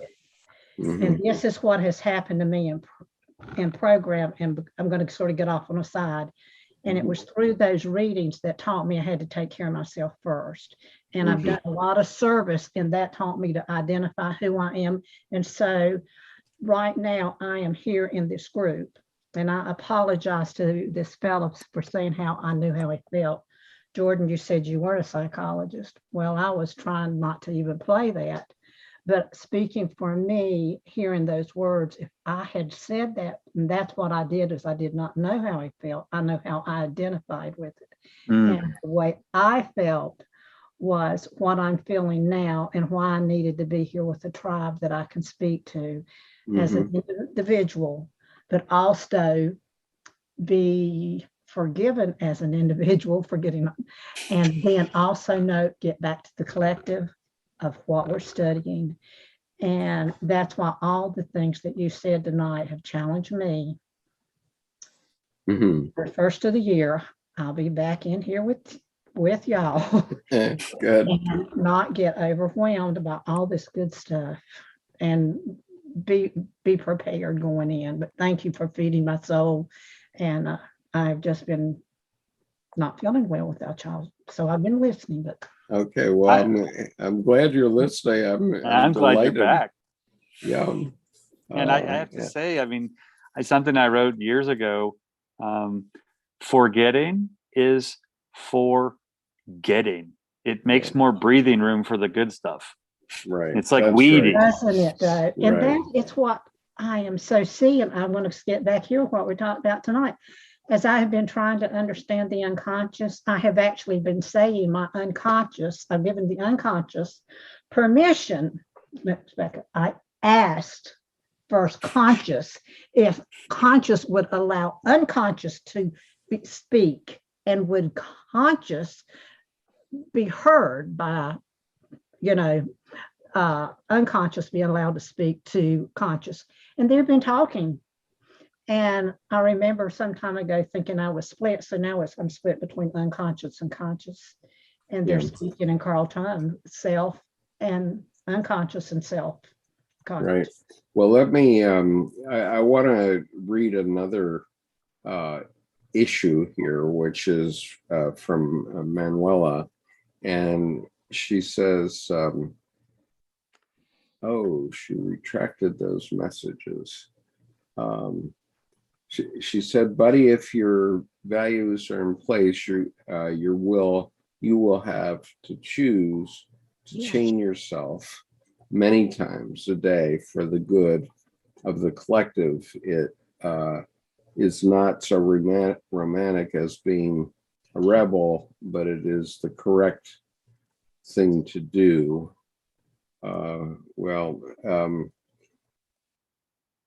And he says he does chain himself to the good of the collective. Well, that's what the collective does for you. It gives you a roadmap, let's say, of how to live your life. And so that's what political correctness is, type thing. But if you're going to be individuated, you're going to be contrary to the collective. And what had attracted my attention, Manuela retracted it, but she referred to a single mother being, I guess, being wrong, or and Dr. Jung, I was just reading in the last day something Dr. Jung said, where he said that the archetype of the single mother is, the basic archetype of Christianity, because that's what Mary was. And so Mary was a single mother, and she's the archetype that supports the whole basis of Christianity. And so,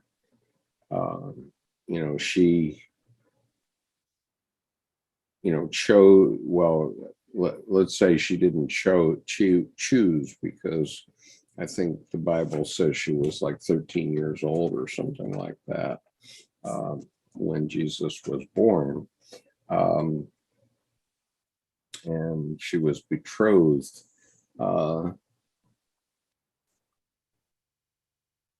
And Joel, I put a book in the chat you might be interested in.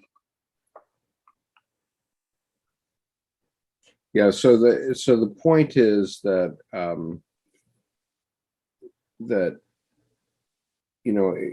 we can live a satisfactory life. You can be, you can work in a grocery store, earn enough money to keep your family going, etc. And you can live a satisfactory life, going to church, going with the collective all the time. But that life isn't for everyone. It certainly wasn't for me. And it took me a hell of a long time to figure out where my groove was. Mm-hmm. I tried to follow paths that others had blazed. I went to law school. I became an attorney. And man, I was just miserable practicing law. I just hated it. And I liked the challenge, the academic challenge of going to law school. That was fun. And I didn't even mind studying for the bar exam. But once I became a lawyer, I really detested the practice. And I was very surprised by that. And so then what do you do? Yeah, if you invested 8 years in a profession, 3 years in law school and 5 practicing, and all of a sudden you wake up one morning and say to yourself, I really hate this. I don't want to do this for the rest of my life. Mm-hmm. Then what do? Well, then you have to break away from the collective. And so I experimented another way, which was to go to business school. And, while I didn't, let's put it this way, I didn't learn anything in the classroom in business school that I ever could use. Nonetheless, it got me into business. And once I was in business, then I could do my creative thing. I could create, and that's what I did. And so, I did learn three things in business school that were very valuable to me, but they were not in the classroom. And basically all the statistics I ever learned in business school was useless to me. But that's a different story. So let's go back to the last few paragraphs of this section that we've been reading, because I'd like to finish it up. If I could make a comment though, that relates. Yeah, please do. to what Please you're do. saying about what applies and doesn't apply in business school and what the collective is. We live in this post-industrialist capitalist society. Right. When I was young, there were there were a lot of big things that I was that were thrown at me as issues, but one of them had to do with Vietnam. Mm-hmm. The other one had to do with a plant where they were making insulation products using asbestos, and this is before OSHA. So at least three of us are remember the times before there was any OSHA at all. Right. So I thought, when I got involved with, what we called protesting, what was going on in that town of Manville, New Jersey, right? Which was a town, as many towns are, that this was the sort of, to use the terms we're using now, a sort of collective, agreed upon set of ethical principles, right? Mm-hmm. You don't kill your workers just because they've shown up at work, right? Right. It's like it's not what business is for. It's not a fundamental piece of the profit motive, I thought. And I thought that everyone agreed with me. Mm-hmm. That wasn't the case. That lasted 25 years. Many people I knew went into jail. I went to many courtroom hearings where we were, pulled over and dragged into, court and stuff because we were handing out leaflets. And it was one of the things that was my early exposure to the power of the printing press. Gutenberg's, invention changed society, right? Yeah, right. Books, information, people can learn how to read, all these things that books and printing made possible into society at large. So I just wanted to bring up that notion of the collective, the pushing against the collective, and I'm back in Faust, right? Yeah, well, that's right. It was real. These guys, they just fought and fought. I mean, it's happening right now. Surely. Yeah. Yeah, we're seeing it exactly right now, and with respect to things like asbestos, I mean, so simple. Well, it's interesting that you brought up asbestos because I remember for 2.5 years, the first part of my career. I mean, I was still in high school, but I was working for an architect.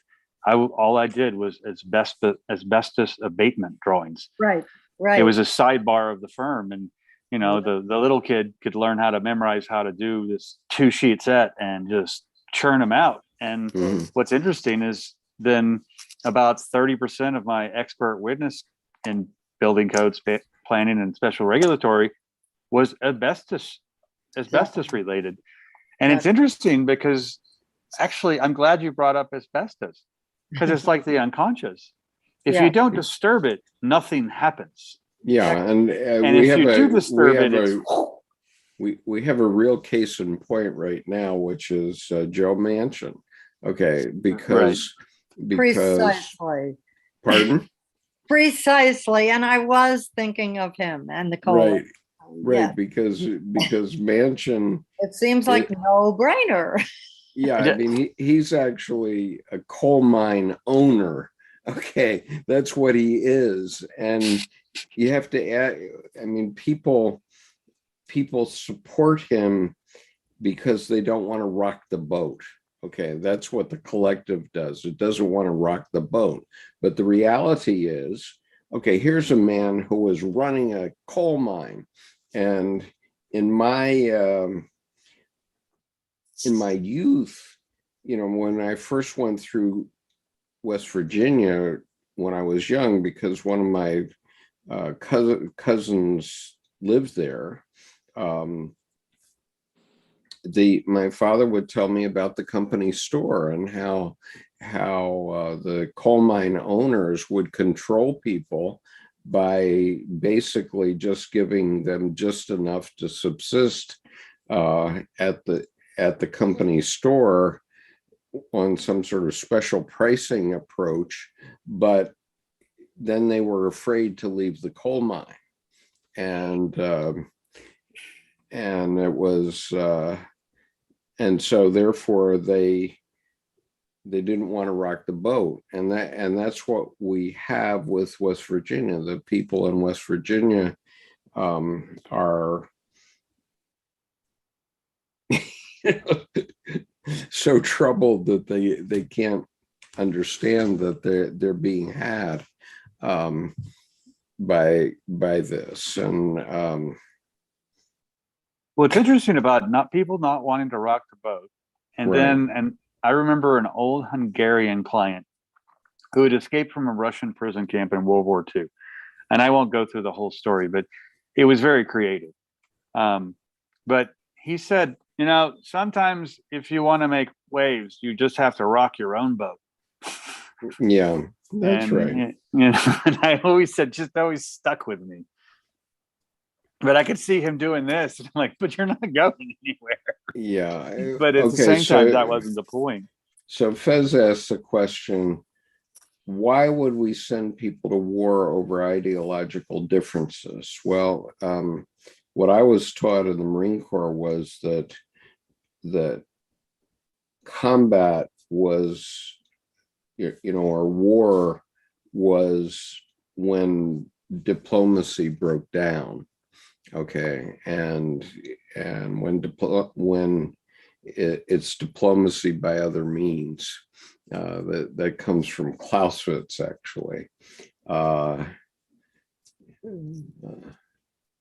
isn't the diplomacy always based somewhere and follow the money, oil, some kind of gold, some kind of currency of inherent value? Where no, we're basically, our diplomacy is negotiating which of us steals it.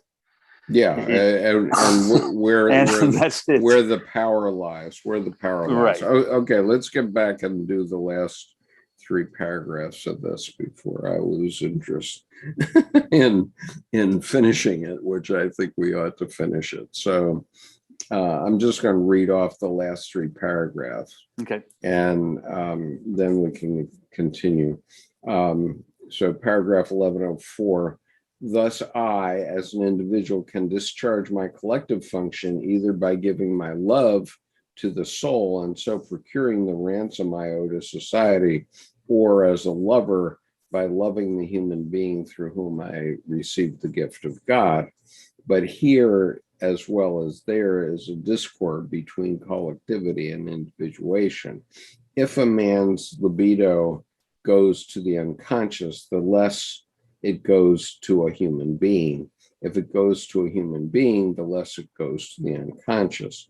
But if it goes to a human being and it is a true love, then it is the same as if libido went direct to the unconscious. So very much is the other person a representative of the unconscious, though only if this other person is truly loved. Only then does love give him the quality of a mediator, which otherwise in himself he would not possess. I think that Dr. Jung went overboard with these last 4 paragraphs of analysis. I think they're too attenuated to help most of us follow what the hell he's saying. Any Well, comments? there's quite a recipe. I mean, it's interesting because if your partner, for example, interrupts your work, so to speak, I mean, where it's always what you doing. I mean, there's kind of a wow, that's aggression. So are you going to give to the unconscious the love, or are you going to give it to another person the love? I mean, how respectful? Where's the dance between? I feel like he's getting at the dance between two people and a person and the unconscious. So that threesome, so to speak, except each one has the unconscious. So the two pairs, and as you've said before, and I've read as well, I mean, each relationship, you have 6 people, I mean, in terms of how, that's why it can get so squirrely. I mean, because who's talking and who's listening and who's ignoring and who's engaging.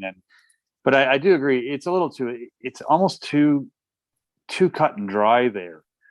I think there needs to be a little more nuance and subtlety in that, because he basically gives you, several if P then Q statements, which is probably why we haven't run into it before this. Is that it's a little bit attenuated. And has he used the word love before? I don't remember the word love.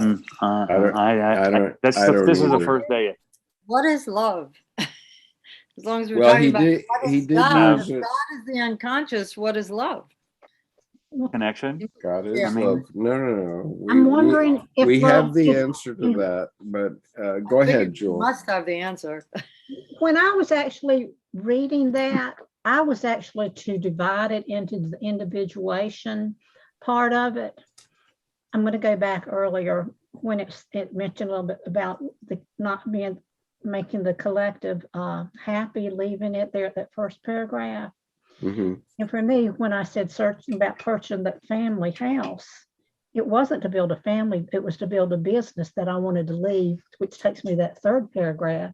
Had nothing to do with me. I was building it for future generations and willing to put the money into it and pay what I got from that living in that location, which is now going commercial for future generations, hoping that it would be a ministry, not a religion, to people who grew up like me in that house with parents who did the best they could do, uneducated. And I'm sitting here with somebody creative. I'm sitting with somebody who, the poetry, the architects, I cannot believe how the military, all of these people were in that house who visited there one point in time. And we can all come together where I'm going back to the collective now. And that is where I think, as what we're doing here tonight is studying Carl Jung and his works and what it meant to me. So when I read that one, it said I had to give up that wish. So by being here tonight, don't get the house, no big deal. I am individuated by asking. They did whatever by saying no. I'm not giving up my dream. I'm back in the courtroom tonight. And that again I see it as almost a boundary, and I see it as life, the circle of life where something starts and something ends. Selling of that house from residential and broken people, all the people in there have suffered a lot. But all of them now are on their own, making their own new collective and going on. And I'm taking so many good things that came from dwelling there and making it different. And then again, about businesses and follow the money. Heck yes. You didn't hear me say I wanted to make a big company. I didn't hear that's not what you wanted. And that's where, again, where I said I've got so much learning. It's where people came into it and said, I was raised in a religious family. I need freedom from that. But the teachings that they gave, and I didn't grow up in a church. So I read that book, and talk about Faust. I've not read Faust. I'm going back, and the people you're mentioning, each time y'all mention an author, I've heard you. I have an opportunity to create a new collective, and we'll let the individuals see how it's going to flow. Yeah, I love Sure. the way you're expressing that, Jewel, because it's interesting. It reminds me, I mean, the quote of, when one door closes, another door opens. Well, it's interesting. That's a quote from Edison, except it's only half of it. And he said, the door closes. Most people don't find the door that opens because they cling too hard to the old closed door. And then my joke is, well, I'm an architect, or at least used to be, so I'll just remodel it, move the damn door. Or call a locksmith. Call a locksmith. So Okay, I love well, the way you put that, though. I have the definition of love from Carl Jung, Right. which is here. It's in Memories, Dreams, and Reflections, and it's the last few paragraphs of Late Thoughts. It's on page 353 of the paperback version of Memories, Dreams, Reflections, okay, which is his sort of memoir of his psyche. And so I will read it, and it obviously is quite apropos for this time of year, the time of year of regeneration of Christmas and the holiday season, whatever that all means to everyone. And so I'll just read about love, and then we'll wrap it up, because I just realized it's 10:15. I thought it was about 9:30. So we must have been saying something right, I guess. Well, I'm glad we only did this for the first 30 minutes. Okay. But we did cover it, and the point No, is, I think it's important. The point is that individuation is, not something that, a 20-year-old can say, oh yeah, I can individuate. That's no problem. Tell me what these 4 functions are. Okay, I get it. So now I'm individuated. No, it ain't like that. It's individuation is about pulling out of the herd, is about being the black sheep, and it's about wanting everybody else to be a black sheep too, except sometimes, well, let's not call it a black sheep, let's call it I want to be a gray sheep, not a white sheep, and that's different enough so that that I can live in an area where I can be on both sides of any given problem. Okay, I wear purple shirts so that I can remind myself that the people that oppose me politically are still fellow Americans, and that I need to respect them as well as me. And that reminds me of the Mark Twain quote too, of if I ever find myself standing in the middle of the majority, I need to immediately stop and pause and figure out where the hell I went wrong. Right. Thank you for that reminder. That's when the collective disrupts and individuates and recreates itself again. Yeah, definitely. And the 5 words I like to attribute to individuation, just 5 words, are always complete, never finished, lifelong. Yeah. Yep, that's good. And it's one of Jordan's favorite quotes, which we get almost every session. And I have my favorites too. So I'm just poking. Were you laughing at which the 5-word one or the? Yeah, the 5-word one. Yeah, that's.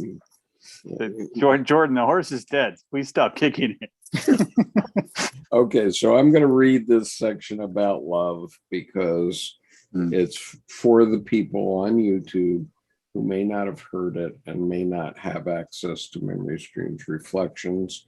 If you have the book, you can either follow along with me on page 353, and 354, or you can move along because you already know what I'm going to say. But anyway, I will read this. This is from Late Thoughts. At this point, the fact forces itself on my attention that besides the field of reflection, there is another equally broad, if not broader, area in which relational understanding and relational modes of representation find scarcely anything they are able to grasp. This is the realm of eros. In classical times, when such things were properly understood, eros was considered a god whose divinity transcended our human limits, and who therefore could neither be comprehended nor represented in any way. I might, as many before me have attempted to do, venture an approach to this daemon, whose range of activity extends from the endless spaces of the heavens to the dark abysses of hell, but I falter before the task of finding a language which might adequately express the incalculable paradoxes of love. Love is a cosmogonus, a creator and father-mother of all higher consciousness. I sometimes feel that Paul's words, though I speak with the tongues of men and of angels, I have not love, might well be the first condition of all cognition and the quintessence of divinity itself. Whatever the learned interpretation may be of the sentence, God is love, the words affirm the complexio oppositorum of the Godhead. In my medical experience, as well as my own life, I have again and again been faced with the mystery of love and have never been able to explain what it is. Like Job, I had to lay my hand on my mouth. I have spoken once and I will not answer. Job 44 and following. Here is the greatest and smallest, the remotest and nearest, the highest and lowest, and we cannot discuss one side of it without also discussing the other. No language is adequate to this paradox. Whatever one can say, no words express the whole.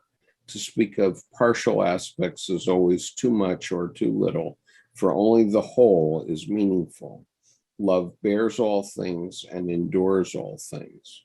1 Corinthians 13:7. These words say all there is to be said. Nothing can be added to them.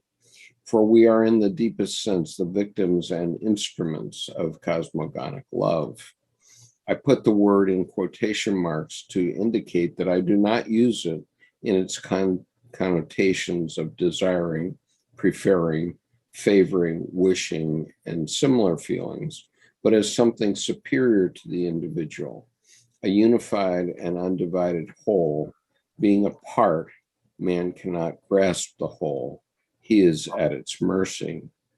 We can assent to it or rebel against it, but he is always caught up by it and enclosed within it. He is dependent upon it and is sustained by it. Love is his light and his darkness, whose end he cannot see. Love ceases not. Whether he speaks with the tongues of angels or with scientific exactitude, traces the life of the cell down to its uttermost source.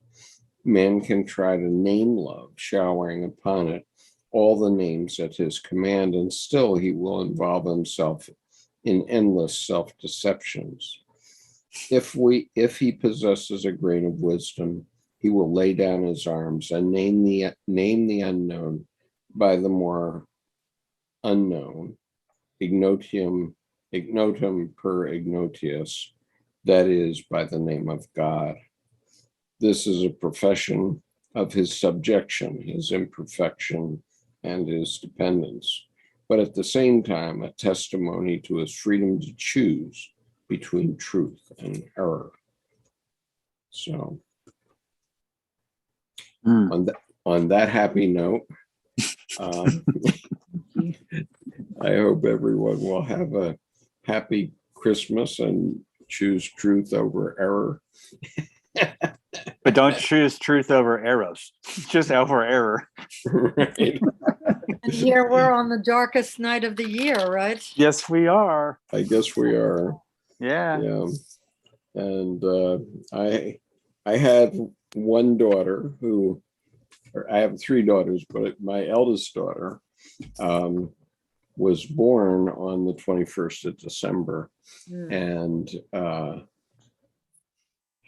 when she was born, she weighed 2 pounds and 4 ounces, 140 Wow. grams. And Wow. I remember when she had to be immediately transported to Strong Memorial Hospital, which had an intensive care nursery in those days. I suppose it must still have, but in any case, she's now 47 years old as of tomorrow. And but I remember when the staff put her in my arms, they had wrapped her in a blanket, and I was afraid to touch her. She was so small, and basically her head was about the size of my fist, and her body maybe the length of my forearm, and nowhere near as meaty.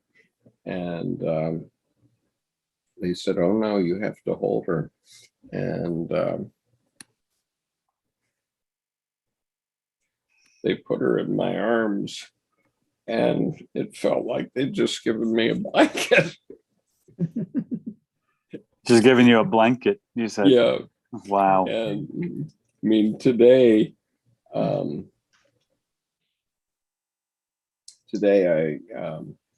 had gotten for my birthday ankle weights that I could wear. And I have a doctor friend who also had hip replacements, and he says, "Oh, well, you can wear these ankle weights and they'll help you build up your strength."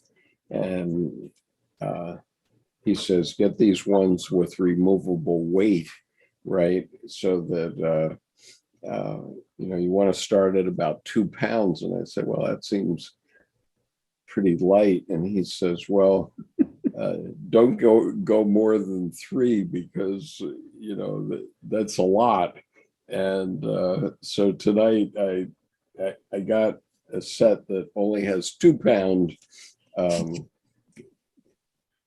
removable weights, right? And so I had to use 4 pounds. And I came home from my walk, and I said, "Oh my God, he really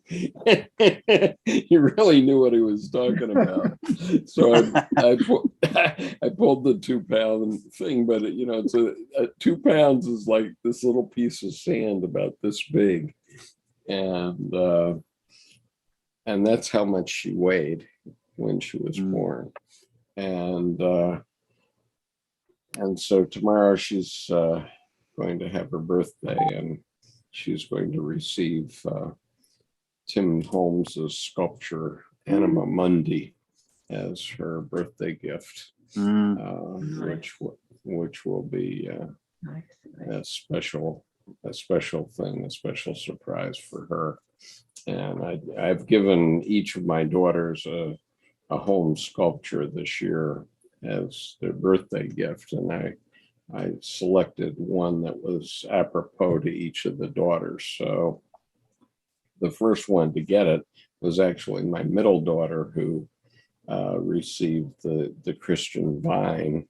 And then my youngest daughter still has very small children, and she's very involved in her motherhood and being very close to her little kids. And she has twins. Her eldest 2 are twins. And so I gave her a sculpture that relates to being a mother, and the sacred wound that children are, especially for mothers. And then this one for my eldest daughter is the UN Peace Prize for Women is what it was created for, but Tim was allowed to sell 50 copies just in general as a series. So one of them will be in my family, and it's really I have a 12-year-old granddaughter in that family, and it's really an image for her, but it's an image for my elder daughter too. So it's going to be a good thing, I think, I hope. So anyway, thank you, everybody. We will have an advanced reading group this week. And then I guess Jordan and I are going to play Stump the Stars on Boxing Day, right, Jordan? Sunday morning, right? And that will be solving Skip's little puzzle for Christmas that I sent out. And so it'll be an amusing event, I hope. And we aren't going to take much time off for Christmas this year, but that's because it doesn't fall on any of our days. So we will just continue on. So next week, I'm not sure what happened to Nick tonight. I don't remember if he said he wouldn't be here today, but he might have said that to me.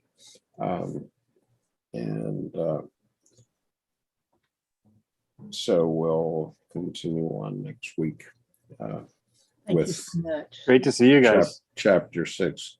What did you say, Jewel? I couldn't hear you. Thank you so much. And I want to read this before I come. When will it be posted, the reading, or I'll just need to get the book eventually? Let me think of what book it is. Okay, it's in you sent it's it in the chapter 7. I'm sorry, it's chapter 6 of volume 7 of the collected works. Okay, and so if you go to the let me give you the link to the correct Dropbox. Okay, I'll do that, and I'll do that for the YouTube people too. Yeah, and it's that volume, but it's volume 7, and let me give you the link here. Thank you. Oh, you're welcome. And that will give you access to it. Okay. Let's see here. I gotta get to the right place here. And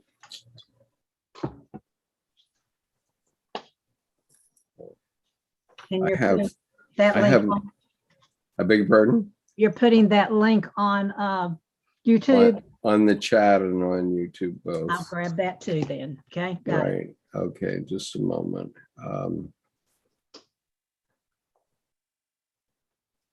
Okay. So the general Dropbox link is here. And so if you go in this, you'll find a lot of treasures, including all of the collected works of C.G. Jung. And let's see if I can get this onto YouTube. You go into collected works, and then you just scroll down until you see Jung's name, and then you'll see volumes 1 through 20 there electronically, and you can download them if you wish to. Thank you. And so then we don't have to get into everybody going out. I got it. I'm there. Okay, good. I got it. So go to the folder called Collected Works, and Thank you. I probably did something like this a couple of weeks ago, and I got dinged by Dropbox. They put me in the penalty box for a day or something. But oh no. Well, the reason was that they only allow 400 gigabytes a day, and that that can be downloaded from my site. And if I put it out in public like this, many people will go and start downloading stuff, and there's a lot of stuff there. So what I would ask is that everybody be a little bit slow, and only download like one thing a day. That will help, because if you download all of it in one day, that I'm going to get jammed by Dropbox on that. Penalty box. I like that. Yeah, and they sent me this zinger saying that I was in trouble, and by the time I got back to, I knew I had a zinger from them, but I didn't understand what it was. And by the time I got back to it 10 days later, I was already out of the penalty box, and I didn't know it. So I never knew that I was in the penalty box when I was in it. That's funny. I never knew it when I was in it, and then I finally found out what it was, but it was long past. So yeah, okay. That's funny. Yeah. Well, there's, blaze your own trail and you have your own rules. So right. Right. I was in jail, but I didn't know it. Yeah. Well, that's the good way to do it, right? If you're going to go to jail, just don't know it while you're there. It's best to be unconscious, right? And then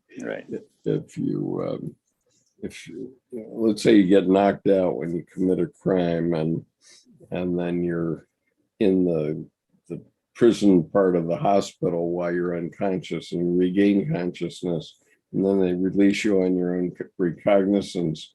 And then when it comes to the penalty, your penalty is like 10 days in jail or something like that. And you've already served it. So you're released for time served. That would be an ideal, right? But anyway, okay, so Merry Christmas, everyone. Happy holidays. Thank you. And we will be back. We will be back in a week. And Jewel, it was very nice seeing you tonight. Thank you. And I've been with you often. Thank you. Yeah, I appreciate that. And so take care now. Bye-bye.